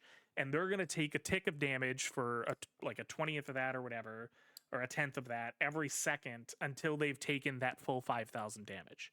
However, if they take that or if they get that debuff for 5,000 and then immediately take 4,000 damage from some other source, a boss mechanic, a dot tick, or whatever, that 5,000 is now down to they owe 1,000 damage from the dot tick, and that's it. Which is then going to separate that 1,000 over the full like 8 seconds left on the debuff, which then at that point they take some other random dot and the whole thing goes away. So yeah. 90, If you ever look at any log, you'll see it's completely irrelevant, basically. yeah, it's doing almost nothing because realistically, you should never be casting a shadow mend on somebody that isn't in danger, right? Like you don't want to sit there and Yeah, flash heal spam somebody that's not in danger of dying. So if you're shadow mending somebody, it's because they're in danger and actively taking damage and close to dying, which means they're likely taking other damage, which means that blowback damage isn't really happening. So it's entirely negligible. You don't need to worry about that reflect or that like no, extra the damage only taken. time it matters is when you're in leveling dungeons. Then you might kill your allies. There has been scaling issues in the past with it where it just murders people. I hope that comes back. Yeah. Um so yeah, that's that just to be clear for people that didn't get to play with Shadowmend in the past. Yep. What else do we got? Holy Ray. Holy Ray's a new button Yeah, or a new talent. Holy Ray is a new thing. This is something I would have to go back a long time in Discord, but I promise you it was there sometime during Shadowlands when. Do you remember the conduits with penitence Yep. where your bolt did more damage? I think. Yep. I swear back then I was talking about how this would be much cooler if each bolt just made started doing more and more damage, because then it would have nice synergy with like stacking bolts on top. Because Harsh Disc back then was like a legendary, and didn't really get to use it much early on. I'm sure Um, so the Blizzard developers went back and looked at your Warcraft Priest Discord messages from goddamn Shadowlands. Clockwork Rocket. I knew it. I knew it. Clockwork Rocket was spying on us all the time. Anyway, no, I'm happy that this is coming. I like this in a theory perspective. But in the end, it's just a numbers game. I think the number on it is fairly small, and it's also like not intended to be a huge buff to penance, to the point where this isn't gonna make or break anything. And if you have more bolts, nice. If you don't, it's also fine. But I think it's a nice flavor talent to buff penance. Better than, penance deals 10% more damage. Yeah, and it's like you said, you kind of mentioned this, but its positioning on the tree kind of implies that it doesn't need to be some massive like it's not intended to be you take this point and you're 20% stronger, right? Like it's just a minor point with some flavor and some interesting impact. There is some concerns, I guess I'll say concerns, I don't know, about its implementation that we'll talk about in a little bit, but um, Yeah. what else before we get to the hero talents? Mind Blast. Yeah, Mind Blast, first of all, it now has a 30-second base cooldown instead of 24. So it's a bit longer cooldown. However, if you hadn't noticed, if you haven't paid too much attention to the new talent trees, Mind Blast gets a lot of damage amps just randomly tacked onto it, A to the lot. point where it actually hurts quite bad. Yeah. Um, I feel like even that is Mind an Blast, understatement. It's a fucking nuke. yeah, just to be clear, Mind Blast with all amps applied, which it's not a lot of different talents that you need to spec. I think the main ones are Shadow Tap, which is uh, just in the second area of the tree. It's fairly close. I don't remember what's there in the regular tree to Shadow say. Covenant. Hold on. Oh yeah, it's in the spot where Shadow Covenant was, so pretty easy to get. That and then the Void Weaver talent, which are one of the new ones, which gives Mind Blast more damage. Um, but just to give some numbers, Mind Blast spell power goes from its base damage, which is mostly what we have right now on life if you ignore Void Weaver tier set, to 10 times as much on alpha. So that Oh spell boy. hits really, really hard now. Yeah. Yeah. I mean, just as an example, I was fucking around with I think I was scaled to like level 88 when I was doing this, so this wasn't 90 or whatever. I don't remember what my level was. But just as an Mhm. example, I walked up to some mob, I threw up my dot. I was talented into 2 points of expiation just for fun. And I pressed Mind Blast, and I think I got like a 14k Mind Blast hit with another 9k expiation hit, and then immediately deathed and got like another like 4.5k expiation hit. And then I penanced, and the penance bolts were hitting for like 2.1k. Yeah. It's some absurd like, and that's not saying like the penance bolts are weak. No, that's just the Mind Blast being strong. hmm Um, so it'll be interesting. It's definitely going to act as a big mini cooldown. I mean, going back to our conversations previously about mini cooldowns, it's a mini cooldown. It's a 30 It second is, cooldown but that trucks. I think it's a cooler way of being a mini cooldown now than it is on live, because if you ignore spawning Entropic Rift, what it does on live or for Oracle is it applies Schism for Schism 10%, and boring. activates Power of the And Dark Side. you power of the dark side for 30%, also boring. Yeah, on one of Instead, your penances on out of the six you're about to fire. Yeah, yeah, instead you wanna aim to actually press Mind Blast when the damage has happened, or like as it's happening, because it's gonna hit hard. Um, it hits pretty hard. yeah, very. Light's Wrath is kind of jealous. Yeah, yeah, you're not wrong. So It's the cool Light's Wrath. I think Mind Blast getting, I mean, like you mentioned Shadow Tap, just to give people numbers if they haven't been paying attention. Shadow Tap, the one that's in the place of where Shadow Covenant was, reads Mind Blast deals 150% increased damage, but costs 40% more mana. 150% on Shadow Tap. That is absurd. So Yep. And then it also just got significantly buffed going yeah, into alpha. yeah, and it's just And stronger. the Void Weaver thing, which I think we'll transition into that next, Yeah, right? let's So talk it's about fine that. for me to Let's spoil talk ahead about of that it. now. Yeah. So just jumping to that talent right away. If you are on the Wowhead talent calculator, don't be confused. It says 50% increased damage on overwhelming shadows, but it is actually 100%. Um, it was 100% in the blue post. It does 100% more damage on alpha with this talent selected. This is just a tooltip error. So this talent is just doubling your Mind Blast damage. That's the first Void Viva extra talent. The second one we have is Touch of the Void, which says Void Heart now persists for 8 seconds after Entropic Rift ends. So your Void Heart actually lasts for 8-second base from Rift plus 3 seconds if you're extending it, plus 8 seconds. So from 16 to 19 seconds. That's a lot of duration for an amp that's as big as Voidheart, which again is 20% more Torment healing. Yeah, especially considering how often you have access to Entropic Rift. I mean, Mind Blast's cooldown did get hit a little bit. It's up to 30-second base, but it's still hasted. So with a good amount of Yep. haste, you're still going to have quite insane Void Heart uptime.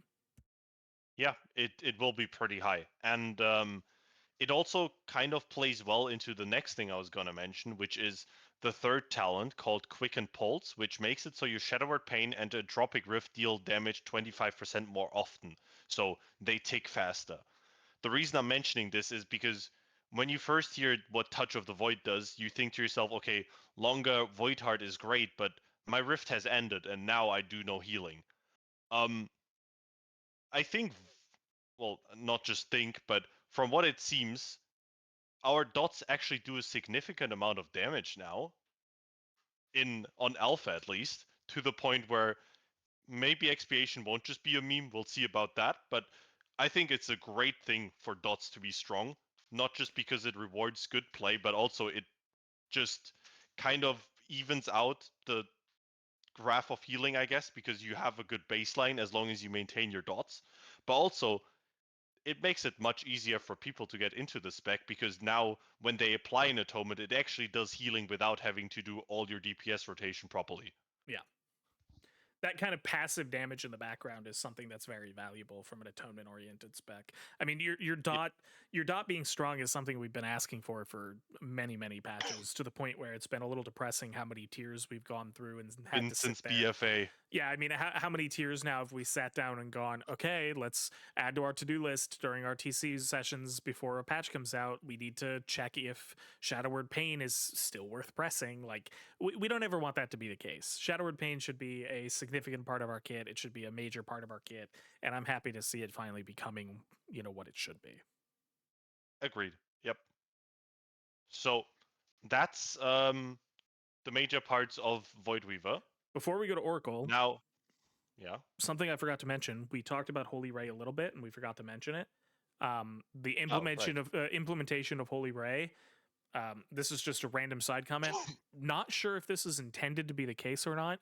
It's not like it's an issue. Like we kind of mentioned, it's very small of a talent anyway. So not sure if it matters that this is the case. But currently, the way they have it implemented is, instead of it just behind the scenes applying increased damage every bolt, it's actually applying a buff, which means if you cast two penance bolts back to, or penance casts back to back, if you don't delay between the two casts, you will actually update the previous buff instead of starting a new one, which means you get to kind of ridiculous Holy Ray stacks towards the end of your second penance, because it just Yeah. keeps stacking on top of the initial. And for people that are following along, how do you cast two penance bolts back, or two penance casts back to back with insight gone? Oh, That good transitions transition. into the new Oracle talents. Yeah. So, right off the bat, as we said, premonition is gone, and the new first node that we have on Oracle is called Guiding Light. And what it does is very simple. Penance now has two charges. Yeah, and That's all it does. This is basically the spiritual successor of insight, right? So instead of having access to a button that allows you to cast penance and then have it reduce the cooldown and cast penance again, you now just get 2 charges. So you can save up 2 charges to cast during dangerous moments. You can feel free to cast a penance. It's a very big quality of life thing, and also lets you bank penances for big moments. Um, Yeah, I, and especially with how Void Shield works, um, having 2 charges will in the end allow you to do more casts of the spell. yeah, There's no world where you can always fulfill the perfect CPM of a spell, especially a hasted one as well. But with 2 charges, it becomes much easier. yeah. I'm a huge stand for 2 charges on important spells. I Yep. think it's very, very nice. Playing with this on alpha a little bit is a huge, I enjoy it a lot. I Is think this Holy Priest getting 2 charges of Pom? that's a good question. I haven't even looked at that. Let's see. Holy Oracle. Yeah, wow, that's actually epic. I like that a lot. Yeah, that's nice. That will be great. Yep. Whenever I So, play Holy Ilmao.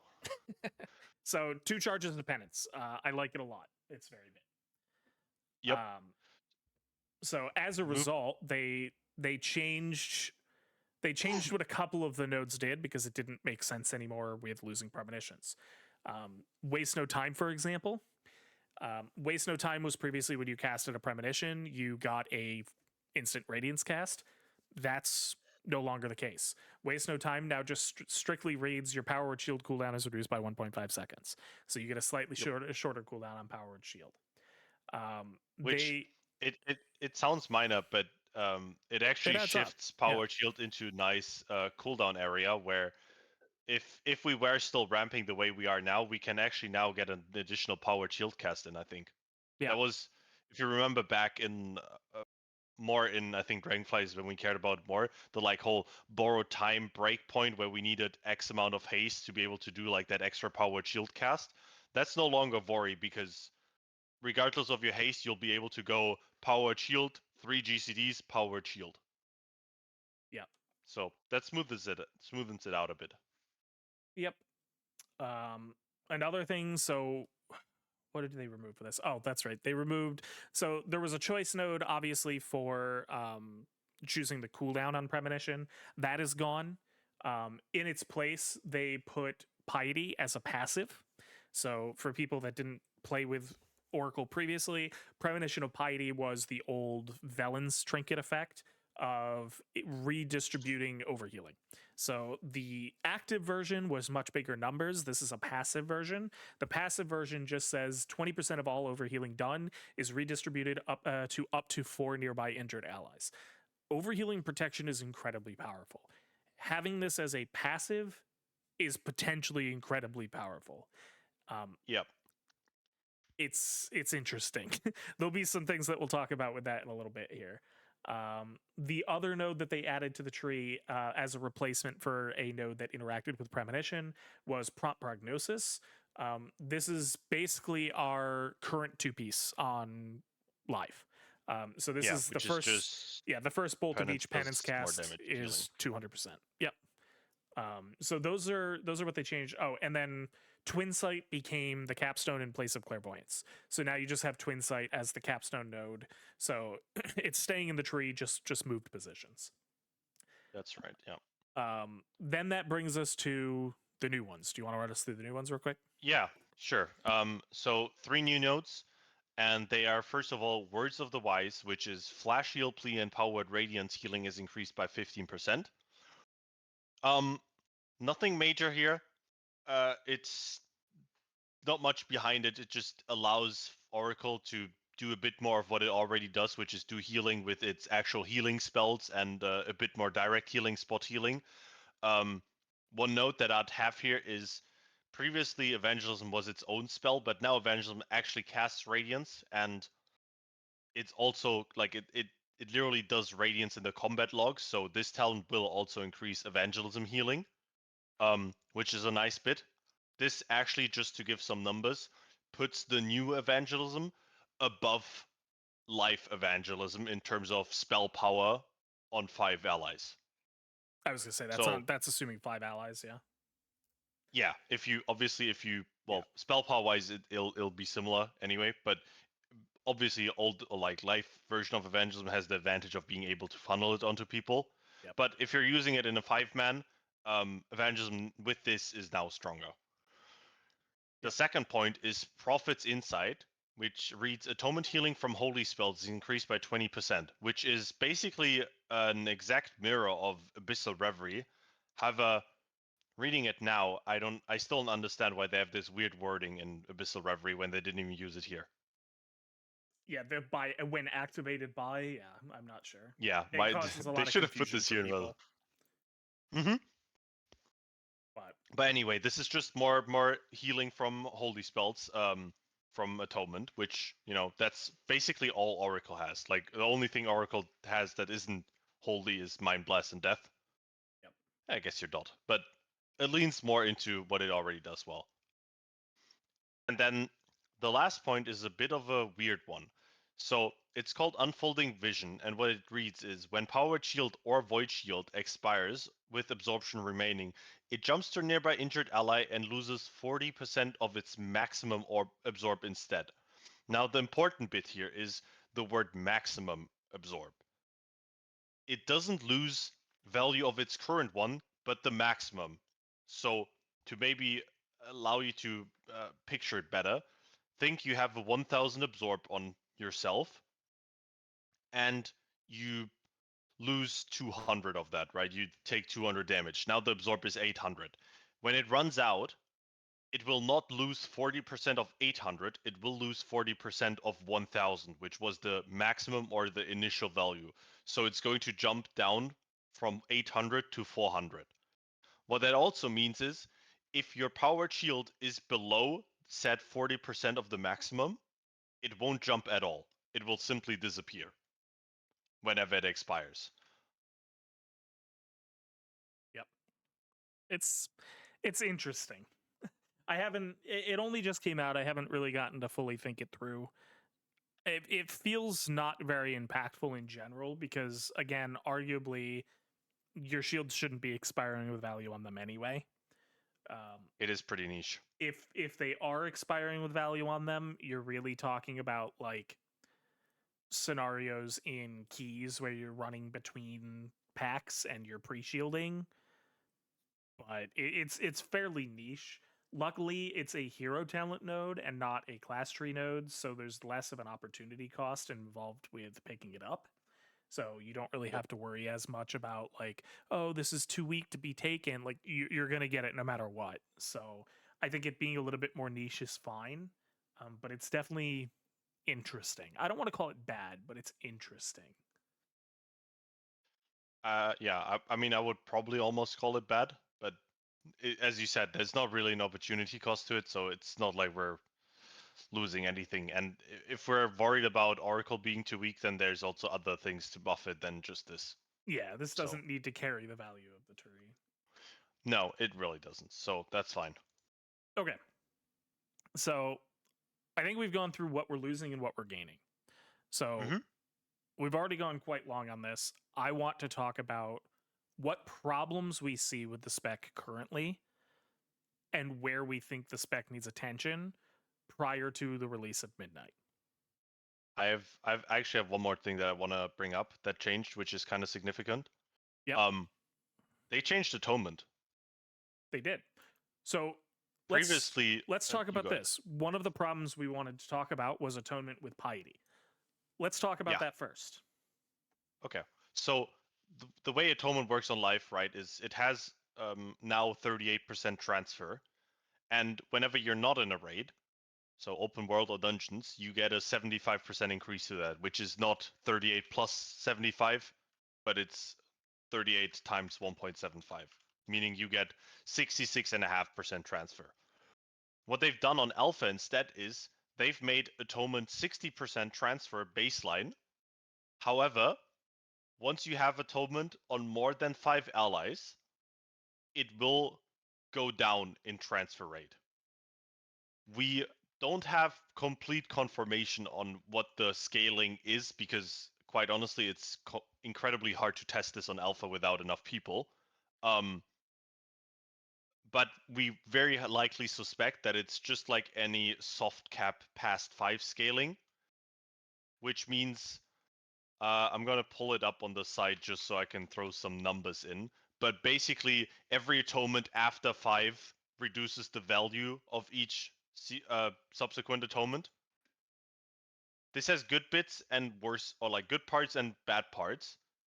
I think for the most part, I really like this though. Yeah, I think it is a good solution in most cases, with some potentially concerning edge cases. I don't think it's a bad change overall. I'm primarily concerned about edge cases, and those edge cases are primarily involving piety. Yeah, so there's actually one other line that well, it's not in the talent, but it's something that they've clarified in a blue post, which is atonement will not go down in transfer if the target that has atonement is completely topped or 100% HP. So Yeah. if I apply 6 atonements, but only 5 of them are missing HP, I'm not even going down in transfer. So this However, yeah, Yeah, go ahead. yeah. This kind of brings the concern of piety forward, where, and this is a purely theoretical potential concern, right? Because we again don't know what healing is going to really look like on live yet. When midnight Hmm. comes out, we don't know. If we're in a world where overhealing values are super fucking small and piety isn't that big of a deal, and most damaging mechanics result in very long periods of topping people up afterwards, like this could just not be a concern. But there is the potential concern that when you, let's say we're talking a 20-man ramp, you have 20 people that have atonement on them. So atonement is being scaled way back because it's spread very wide. On 20, it's exactly half. Yeah. So you've got atonement half as powerful because it's on 20 people. 5 of those people hit 100% HP. Suddenly your atonement jumps up in power because it's now Hmm. your atonement scaling value is ignoring those 5 people because it's trying not to punish you for having lingering atonements on people that have already been healed, which Yep. is great. It's a great theory in theory, or a great concept in theory. However, piety exists. So those 5 individuals out of 20 are now at 100% HP. Atonement scaling goes, okay, we're not going to punish you for those. We're going to scale up in strength and we're going to heal these other 15 people stronger. Except piety exists, and you're getting a bunch of overheal redistribution from those 5 individuals that are at 100% from this new stronger atonement. So Yeah, it's that's not just that you get extra healing, but it's actually more healing it's as well on. more. Yeah. So you then get that spillover healing from piety, plus your stronger healing in general, to help top more people. 5 more people are now topped. Your atonement is now scaled to 10 people, and you have 10 people that are funneling piety over healing at a stronger value, which rapidly helps you top off the other 5 people, which increases. You see where I'm going? It's this potentially dangerous situation where by topping individuals and that scaling dialing back for you, making your atonement stronger, the fact that piety exists as permanent built-in overhealing protection has the potential to kind of snowball out of control. And again, this Yeah, is purely in theory. This scenario could just not be the case because of how they have healing tuned, but it's a slight concern. I'm not 100% sure how to even fix that. I think for me, the obvious choice will have to be piety. I think even without this, piety is already a bit concerning. Yeah, that's And fair. the atonement part, honestly, I I'm surprised we never thought of this. At least I can't remember us ever discussing like, hey, yo, what if they make atonement like scale down, like a square root scaling? But this actually works out pretty well in my eyes, especially with the ignoring topped allies part. I don't think we ever talked about the It ignoring topped allies, but we definitely brought up like Sins of the Many style scaling for atonement. okay, yeah, I guess that is similar to that. But yeah, like I think this makes a lot of sense, and I'm very happy that they implemented it because it also has some great upsides. What most people think is, oh, well, great, now my 20-man ramps are a bit weaker, but there's plenty of upsides. For example, when you're doing a split raid situation now, you are so much stronger than you usually would be. Yep. You Take can Demencius you P1 can for example, or something when you're yeah, split you ten can do ten. split situations and you actually do good healing. Yep. And not only that, you can also do small amount of people debuff healing. You know, you can have 5 people that have a debuff and you give them atonement and you're going to do the same healing as you would be in keys. Yeah. Yeah, That's incredible. you don't have to worry about on live right now where like you're missing the 100% atonement healing outside of raid because you're in a raid instance, so you don't have it. Now that just works at all times. So yeah, it's very good. It's just the slight concern of how it's going to interact with piety, but it's very good in general. So the fix either needs to be with piety or with some core built-in exception for like the full health targets not receiving the amped value. Like I'm not 100% sure how you would do it, but Yeah, I'm not sure either. Especially because it's not like if piety was still a proc or something, or like a spell that you press for 15 seconds or 10 seconds every 90 seconds. it wouldn't be as big Not of a that big of deal. a deal. Yeah. But this is permanent. Yep. So that's one thing. It's a very minor and theoretical concern, but I think it's worth bringing up and just making sure people are aware of because that is something that has Agreed. the potential of just blowing up into a bigger issue. Um, Agreed. Major problems we feel exist. I kind of just want to go in order of importance here. Let's start with Hmm. evangelism because I Yeah. hate evangelism. uh, Yeah. We do not really want to be casting many more radiances. No, I Uh, just to start. Again, I understand where they're coming from of wanting to get rid of these launch sequences. Right? It's too much. It's yeah. too big of a deal, etc. Um, this feels like an overcorrection. Yeah. Especially again when it forced like one of the problems you'll run into on some raid fights is this is difficult for disc to ramp because you while disc is pretty mobile for most of its ramp, you always have to end it with some radiances, though you do not get away without casting those radiances. And making your entire ramp only radiances um, doesn't really make that any easier. There's plenty of times would imagine where I can't actually replace my normal ramp that I would do if I still had regular evangelism with the new one because I just can't press radiance like 4 times in a row. It's just not doable right here. Yeah, they're also we also run into the issue of radiance targeting. For Yeah. people that aren't aware, radiance has some very intelligent targeting. Um, the jumps from radiance. So some people don't realize this. Radiance is a targeted spell. Do not just sit there and self cast it. Um, Yeah, please. but radiance will apply atonement to the target of your choosing, and then it'll jump from that individual to 4 additional targets. Those 4 additional targets have some very intelligent targeting to it. It'll first prioritize atonement status. So if somebody already has atonement, it will prioritize somebody else in range that does not have atonement. Outside or past that, it also will prioritize low HP individuals based on HP percentage. So it'll target the lowest HP individual without atonement. Then it'll target higher HP individuals without atonement. Then it'll go to targets with atonement already based on their HP percentage, etc. So it has some fairly intelligent targeting to it. The problem is the bolts have a slight delay to jumping. It's not very long. It's pretty fucking quick.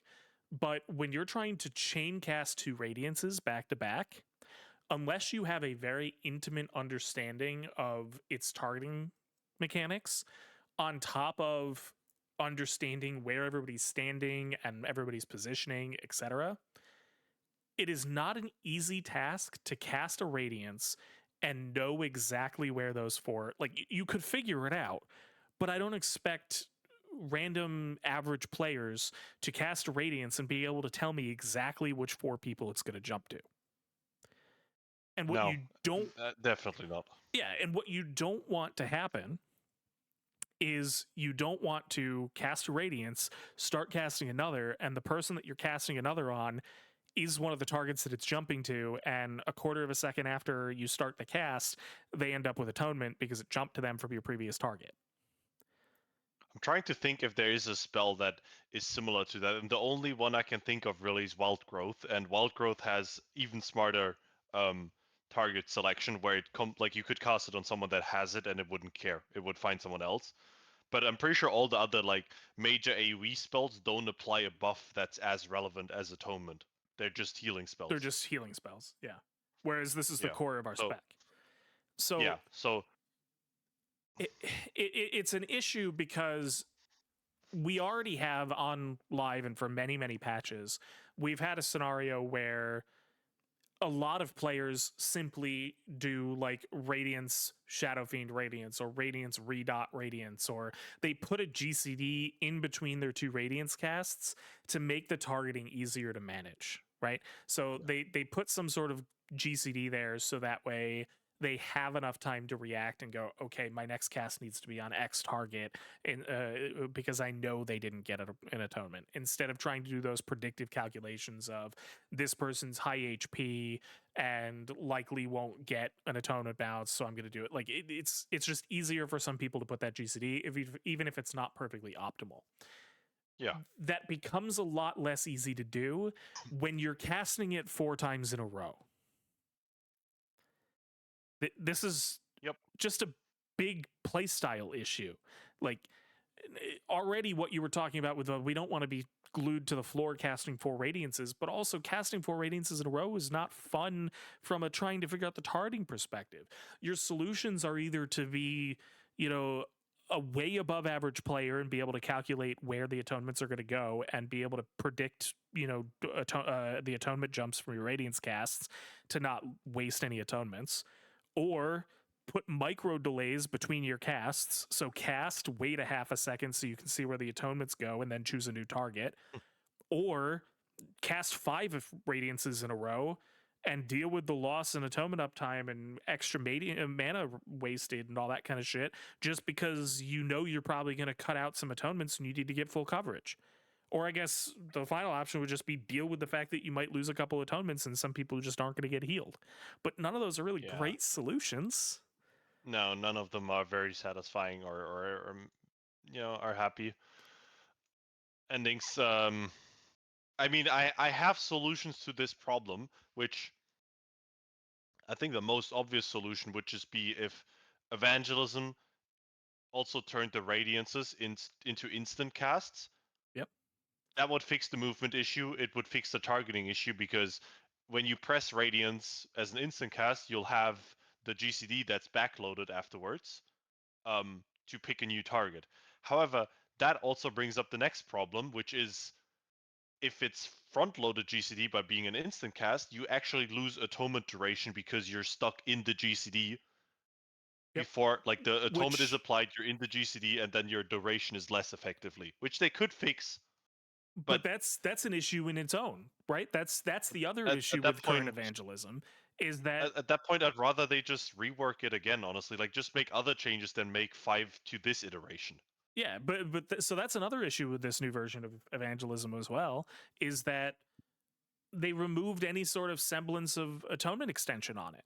So even Yeah. just casting 4 radiances in a row, you don't get a lot of uptime of 20 atonements. Yep. So It's I don't know. Like I said, we can definitely find ways to make changes to it to make it work, but it feels like there's so many changes to it that I at that point would just want a different version. just rework it. Yeah. And at It's least personally, if this was just turned back into live evangelism, I would have no problems with that. I don't think the spec would suffer under anything. It would just work. yeah. It's especially a little counterproductive as well, right? Because like a lot of the changes that they're going towards for the midnight changes are like extending the damage windows out to longer damage over time effects and making, they want Yeah. to reduce the the reaction time on dealing with damage and slowing down healing, etc. but then they reduce our duration of 20 atonements, making our windows where we can actually heal the whole raid even shorter and more bursty instead of longer and more sustained. So it's just odd that it kind of goes exactly against what they said they were trying to do as well. I just don't Yeah, like think the evangelism rework was really thought out all that well. no, like on one hand, I get that it doesn't you don't have to do like a 15-second sequence anymore. It's only like 6, 7 seconds maybe, but maybe even shorter. But you still have a smaller window now, like a 6 second shorter window to actually time your stuff. Yeah. I'm also not really sure what their expectation is from evangelism for keys. Doing some dungeons on alpha, I've pressed it for like the instant 200% radiance healing, Yeah. but I'm not sure what their intention is for the 8 seconds of unlimited radiances. Like the most use I've had was pressing it for the instance and just resetting my radiance charges. I've never really wanted to sit there and just spam radiances for healing. Like it's not something I care to No. do. I mean, I So think power-wise, it's probably not even bad, but I can see why, it's not something that's that interesting. yeah. So we'll see what they do with evangelism. Not a huge. I think the evangelism design is probably my biggest concern because especially with removing a bunch of cooldowns from healers and stuff, I feel like the ones that we have left need to be cool, impactful, fun to play, flashy, etc. And this version of evangelism just does not feel like any of that. It feels like a Agreed. worse version. It doesn't feel fun to play around, etc. I would love to see focus on evangelism design primarily before they get into any other major issues. I agree. So from there, speaking of cooldowns, let's talk about uppies.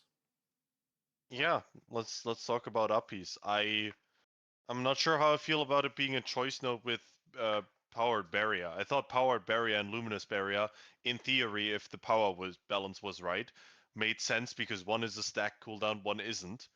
Now it feels like it's a either way it feels like a trade-off. And while there are plenty of fights where power barrier wasn't really good and like you could get away with not playing it, I don't feel like that those are necessarily uppies fights, No. especially without full uppies. Yeah, so the loss of full uppies is very odd.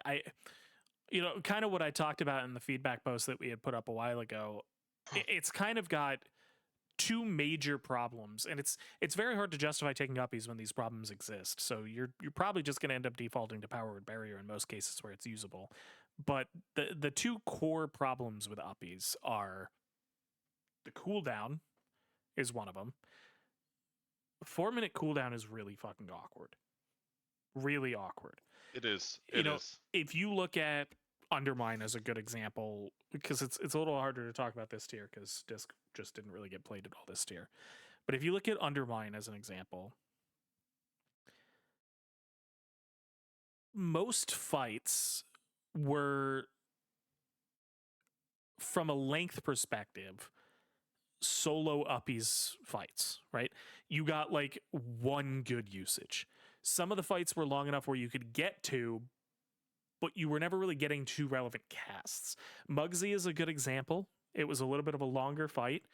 You got two usages of uppies. One of them at the beginning of the fight was pretty useless. You were mainly just hitting it to get it on cooldown. Not because it was high value, not because it was doing anything relevant. You were hitting it because if you didn't hit it there, you were only getting one use. You were basically just getting the use towards the end of the fight. As a result, spending talent points on uppies was hard to justify when you were only using it once a fight. A lot of Yeah. those issues could be resolved by, at the very least, bringing it down to 3 minutes. I don't think its power is high enough to warrant even that, really. I would love to see it at like a 2 minute, but I can understand with their changes if they want to reduce access to cooldowns.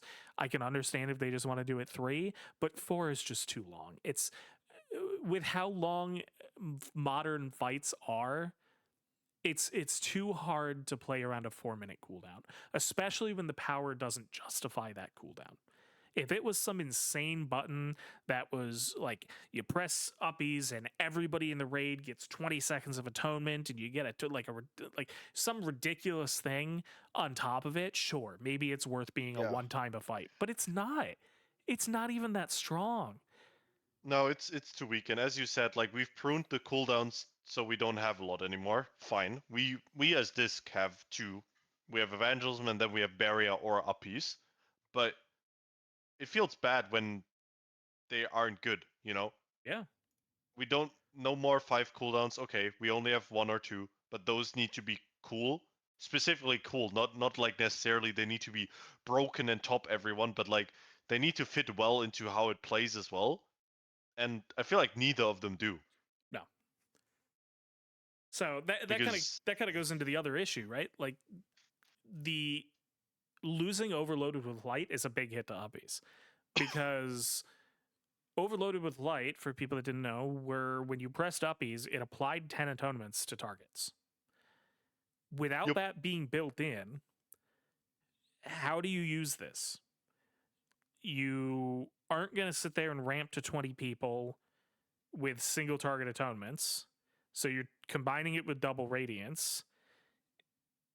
Is there a world where it ends up just getting combined with evangelism as just a stronger rotational button evangelism because it I can't don't really be think you used on can. its own?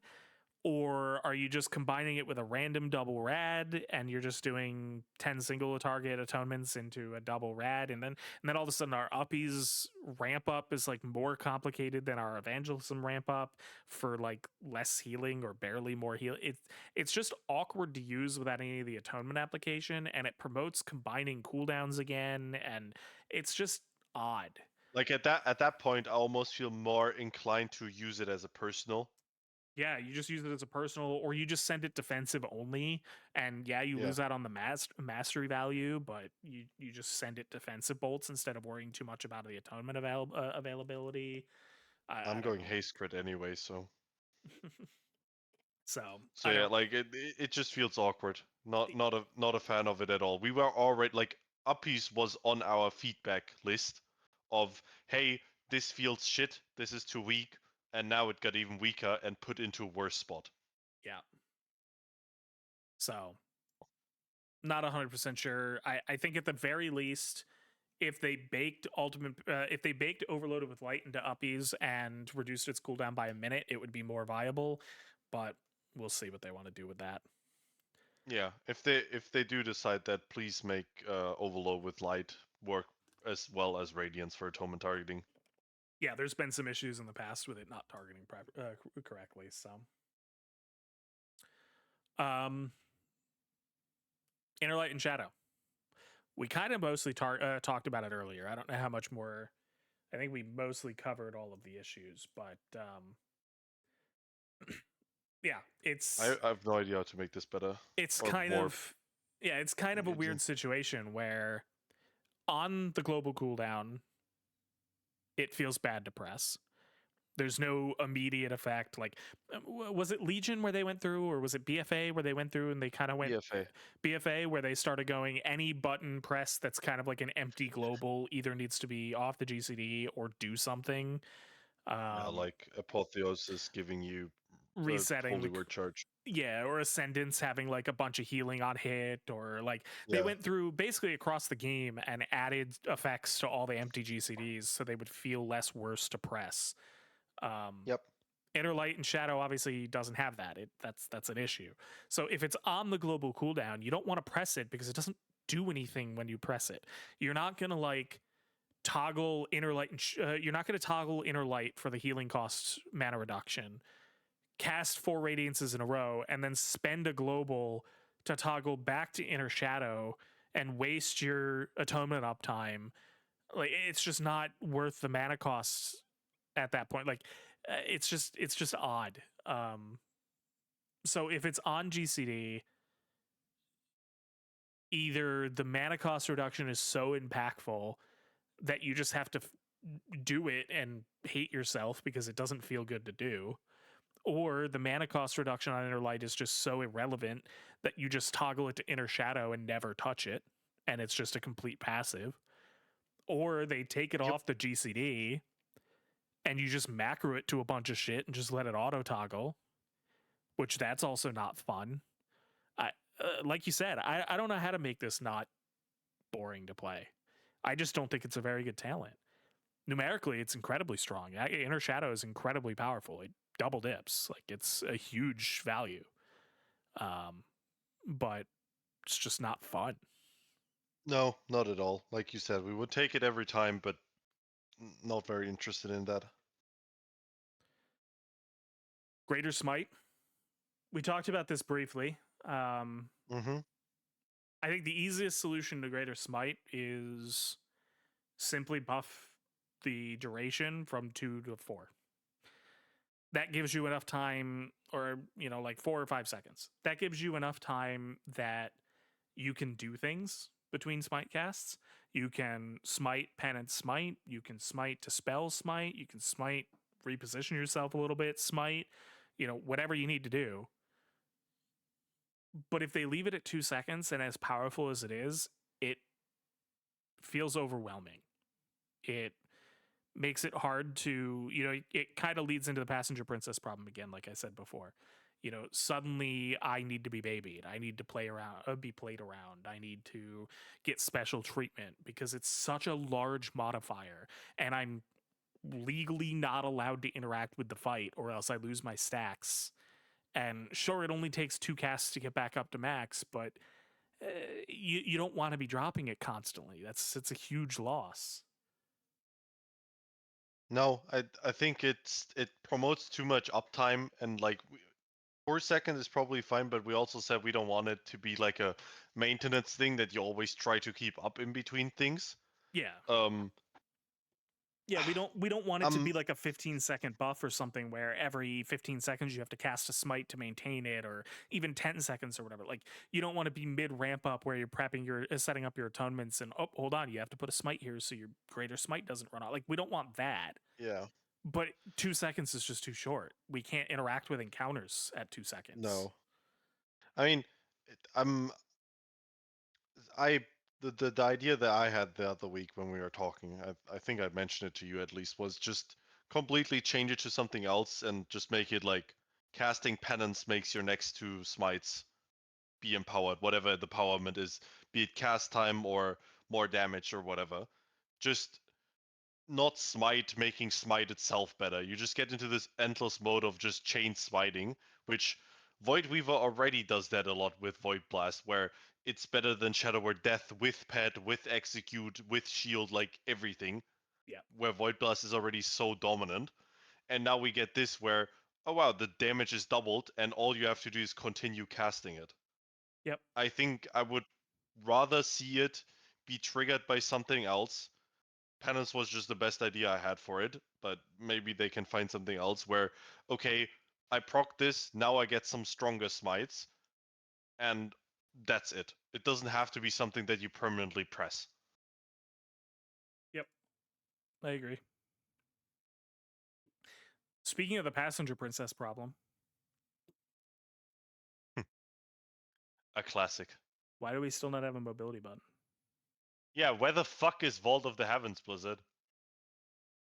I really it's frustrating because I feel like a lot of the complaining about disc or priest mobility in general probably gets misconstrued as like, oh, priests want to be mobile. They want to be a mobile class. And like, oh, there should be a con, like the con of playing priest is that you're like in a mobile class and you're supposed to be a mobile. To be clear, Yeah. I'm not asking to be mobile. I'm asking to not be glued to the fucking ground.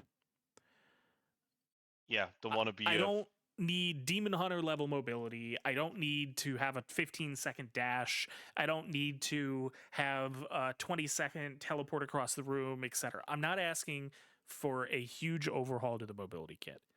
But what happens is every single goddamn fight in this game has some mobility requirement that I cannot accomplish on my own. Every single fight.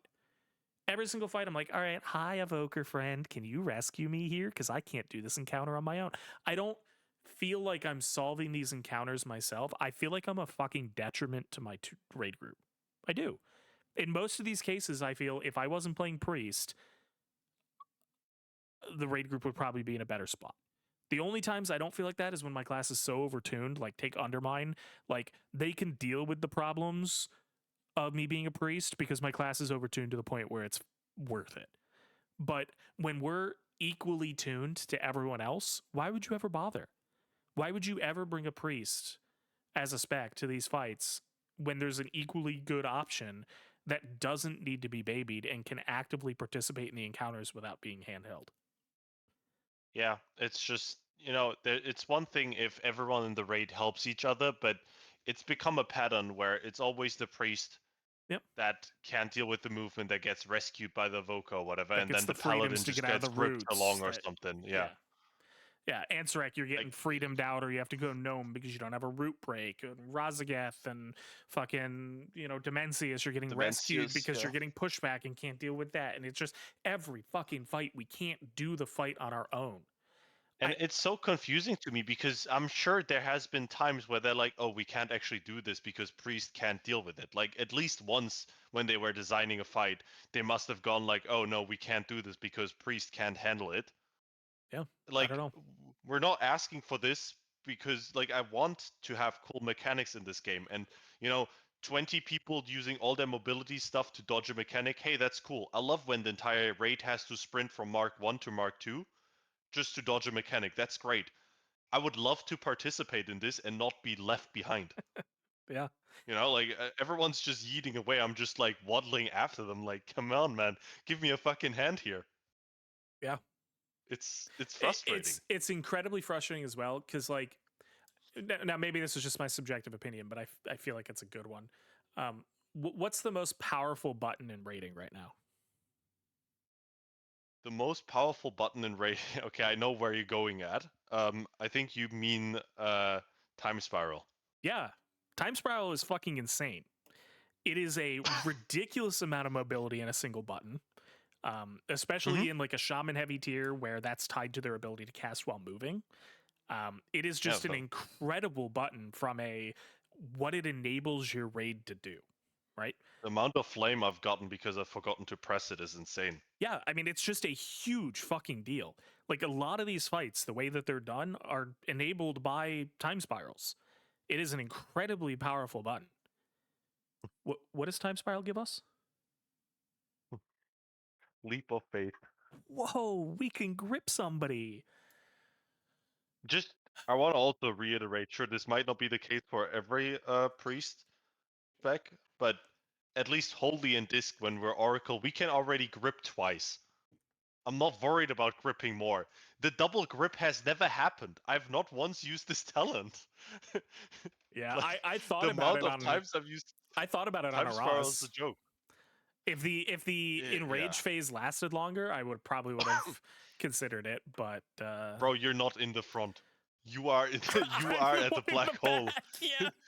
Yeah, what you've considered griefing people? Yes, I have considered creeping me. No, in Oh, actuality, the conversation was rescue you forward. can Yeah, rescue me forward and then I'll double grip people. But it just yeah. that fight just kind of fell over when we got to the enrage phase, so it didn't matter. But um I don't know. I the reasoning we got in regards to why we're not allowed to have a mobility spell still annoy me to this day. We had brought up Leap of Faith a handful of times, and the dev posting we got as to why we're not allowed to have Leap of Faith was along the lines of, or sorry, reverse grip. Why we're not allowed to have reverse grip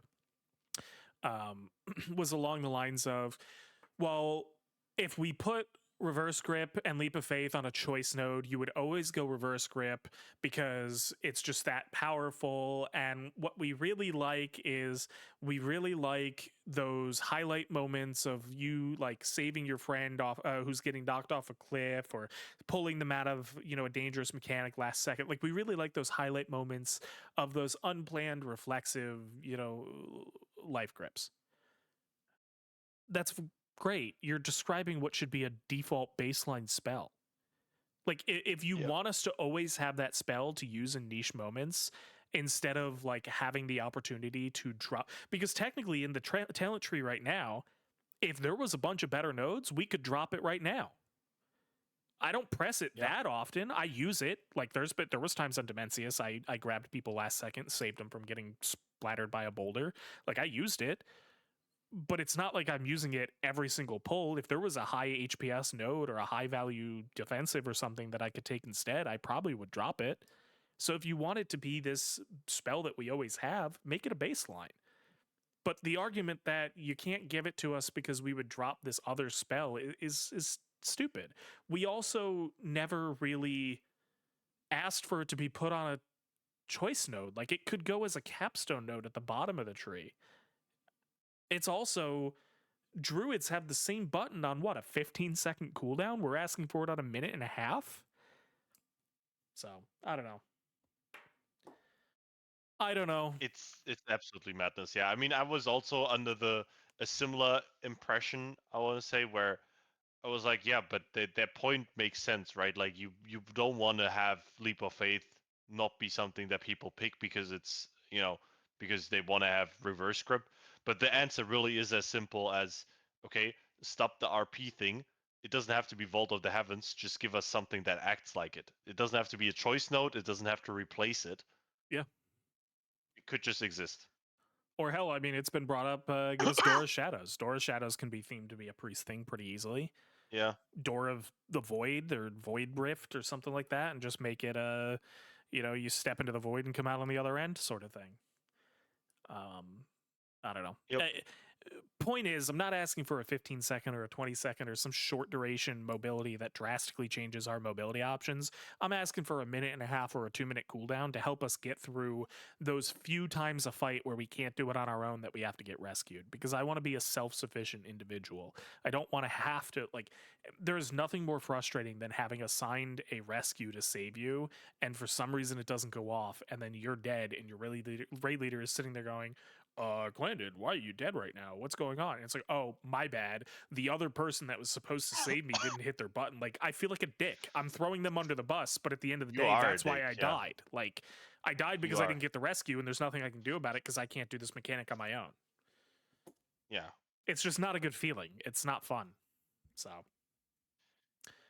anyways, one more major thing and then a couple minor, and then we'll wrap up. Let's talk Void Shield. Void Shield has a lot of weird things. We tested it last week, the decision making of who it goes on. I don't actually fully remember. We didn't really write it down, did we? It was It mostly it was kind of wild growth in the fact that it was trying to prefer what was it? It was injured wasn't it mostly, first. yeah, It was most targeting, injured as well. yeah, most injured, and then if it had everybody at an equal HP percentage, it was proximity, I think was our Yeah, I final result there. think So, so as well. And it completely disregarded atonement. and it Like, completely disregarded atonement. we Yeah. I didn't mention this earlier, but atonement is applied to all three allies with Void Shield. Yep. And the other major thing, which is interesting here to bring up, is that there is a hard cap of 3 void shields out at a time. Now, your proc Yep. rate for proccing void shield, and this is especially relevant if you're playing like Oracle, um, with 2 charges of penance, it's not an unrealistic scenario, being a 50% proc rate, to cast 2 penances back to back and get void shield procs on both of them. So if you penance void shield penance and get another void shield, if you cast that void shield almost immediately when the cooldown's available again, um, it's going to overwrite your 3 existing. You can't have 6 void shields out. It's going to delete your other 3 and reapply 3 new ones. To me, this feels awkward, and I'll go further than awkward. It feels bad. Your proc rate on Void Shield is so high. Your cooldown on Powered Shield and Penance are so low, and with the pruning, you have so few rotational buttons. I don't want to be in a situation where I feel bad about casting a Void Shield because I'm overriding previous. Yep. It's especially weird considering the way it works is that when you penance and you proc a Void Shield, it replaces your powered shield button with Void Shield. So you're in essence locked out of powered shield until you choose to use the Void Shield proc. Weirdly enough, and I don't know if this is intended, but Void Shield and Powered Shield are currently treated as separate cooldowns. So if you cast a Powered Shield and then get a Void Correct. Shield proc, Void Shield's off cooldown because Void Shield's off cooldown. It doesn't care that Powered Shield's on cooldown. In the same Which vein, is weird. It's because like similar spells that just replace spells use the don't same act cooldown. this way. Yeah, Like just now this is gone right, but Dark Reprimand and Penance before, if you press Penance and then press your pet afterwards, you didn't have Dark a new Reprimand would be on cooldown. cooldown. Yeah. Yeah. Yep. So it's a little interesting. The shields will also Void Shield plus Powered Shield will also stack. So you Yep. can Powered Shield somebody, Penance, proc a Void Shield, and Void Shield to the same person, and they will have both a Void Shield and a Powered Shield on them, which potentially brings up concerns similar to what we had in season 2 of The War Within, where you're able to stack some very ridiculously large shields on individuals because you're able to stack both at the same time. Mm-hmm. Overall, I think the spell is incredibly powerful, especially with the Reflect. I think people will probably underestimate how incredibly overpowered that is for a little while. Um, Yeah. I think it's fun, except for the 3 target cap. But I think what's going to need to happen is its power is going to need to be brought significantly down. And then ideally, the target cap removed to compensate. I think they can't do too much about the healing part because it can't ever do less absorb on one target than Powered Shield, right? Right. Because then if you want to use Powered Shield as like a spot healing tool, You don't it want to would be weaker to randomly. press. Yeah. Yeah. Like if they wanted to, they could make the cleave shields weaker than the targeted one, but not sure if they'll do that, but they can't make the absorb too weak, which means they probably need to hit the reflect. Yeah, honestly, the reflect could probably come down a significant amount from 50%. I mean, it could Yeah. probably come all the way down to 10% and still be good. Yep. Especially if it enables you to remove the 3 target cap and have a little bit more flexibility in that regard. If you could have 6 or whatever of them out at the same time, it just from my limited testing on alpha, it feels my limited testing in content, as in doing dungeons. There's only so many normal dungeons I can take. Um, it feels very awkward with having the 3 target cap. Yeah, I haven't even tried a dungeon. Yeah. So incredibly strong spell. Not quite there 100% from a design perspective and a mechanics perspective, but incredibly powerful. One thing that I forgot to mention way back before we go into, there's a couple more minor issues that I want to bring up. Something we forgot to mention earlier, um, penance, defensive penance now applies atonement. Oh, you wanna mention it? Why not? Oh no, we haven't wrote it anywhere, even though we've known for a bit. But yeah, we Little have no idea if this was intended or not. But casting penance on an ally will now apply atonement. Each bolt does so, which means it also refreshes itself. Um, no idea again if it's intended. This also procs from Twin Sight, so Oracle offensive penances and Twin Sight hits someone, it will give them atonement. and it is a full duration atonement. Yep. It's Weird. quite impressive. It's very strong.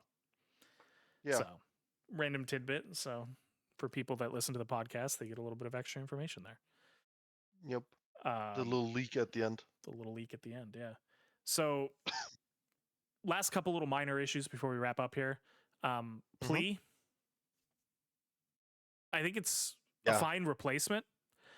I understand they wanted to get rid of Renew from Shadow and Holy. I get that. They wanted to leave us a replacement in regards to a single target atonement applicator. I don't get Yep. why it's in the class tree. No. Um, Wait, you mean the Spectre? or sorry, in the spec tree. Yes, thank you. I don't get Yeah. why it's in No. the spec tree. I I It should just be baseline. I think there's going to be a significant amount of times where we sit here and we justify why we don't want to take it in the spec tree because there's tons of throughput that we can take instead, and just if we need a single target atonement, we have defensive penance, we have powered shield, and if we need even more than that past that, we can flash shield for a little bit of extra mana. I think it's really hard to justify taking plea when it's in the spec tree. I think plea can just be a baseline discipline spell. It should just be a baseline spell, just for the simple reason as you just mentioned. I don't want to sit here. I really don't want to sit here in half a year talking with you about if we should talent plea for this fight or if we can get away with taking shield discipline instead. Yeah.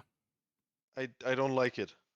Yeah, it's just a weird conversation. It's a weird decision. I don't think you should be like I feel like a single target instant cast low mana cost atonement applicator is imperative to playing the spec and to make the spec feel good to play.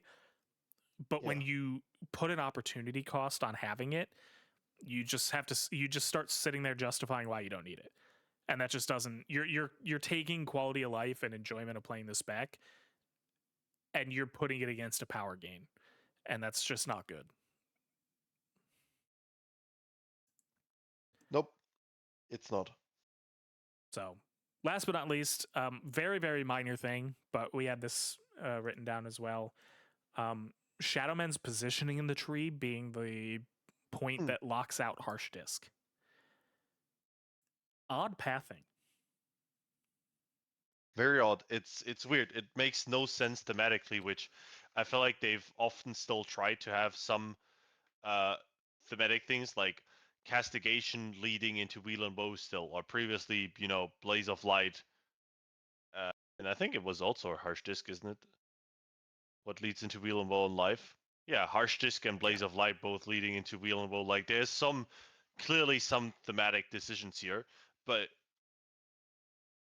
Shadowmend being a force node at all to get to harsh discipline makes no sense. They share nothing, absolutely nothing. One Yeah. procs from Shadow Word Pain to give Flash Shield buff, the other procs from casting Radiance to give a penance buff.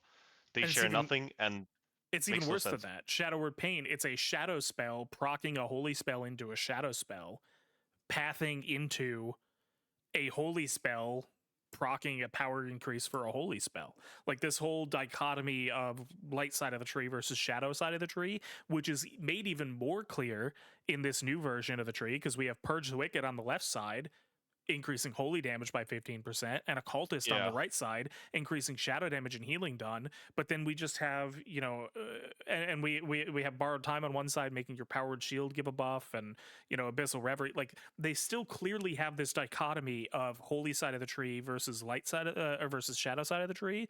But then we've got this random node of again a shadow spell buffing a shadow spell being the gate and the only potential pathing into a holy spell buffing a holy spell. hot take. Put harsh disc where Blaze is and replace Blaze. Yeah, just Blaze isn't Like, that interesting. I mean, I enjoy playing with the move speed increase when we have it.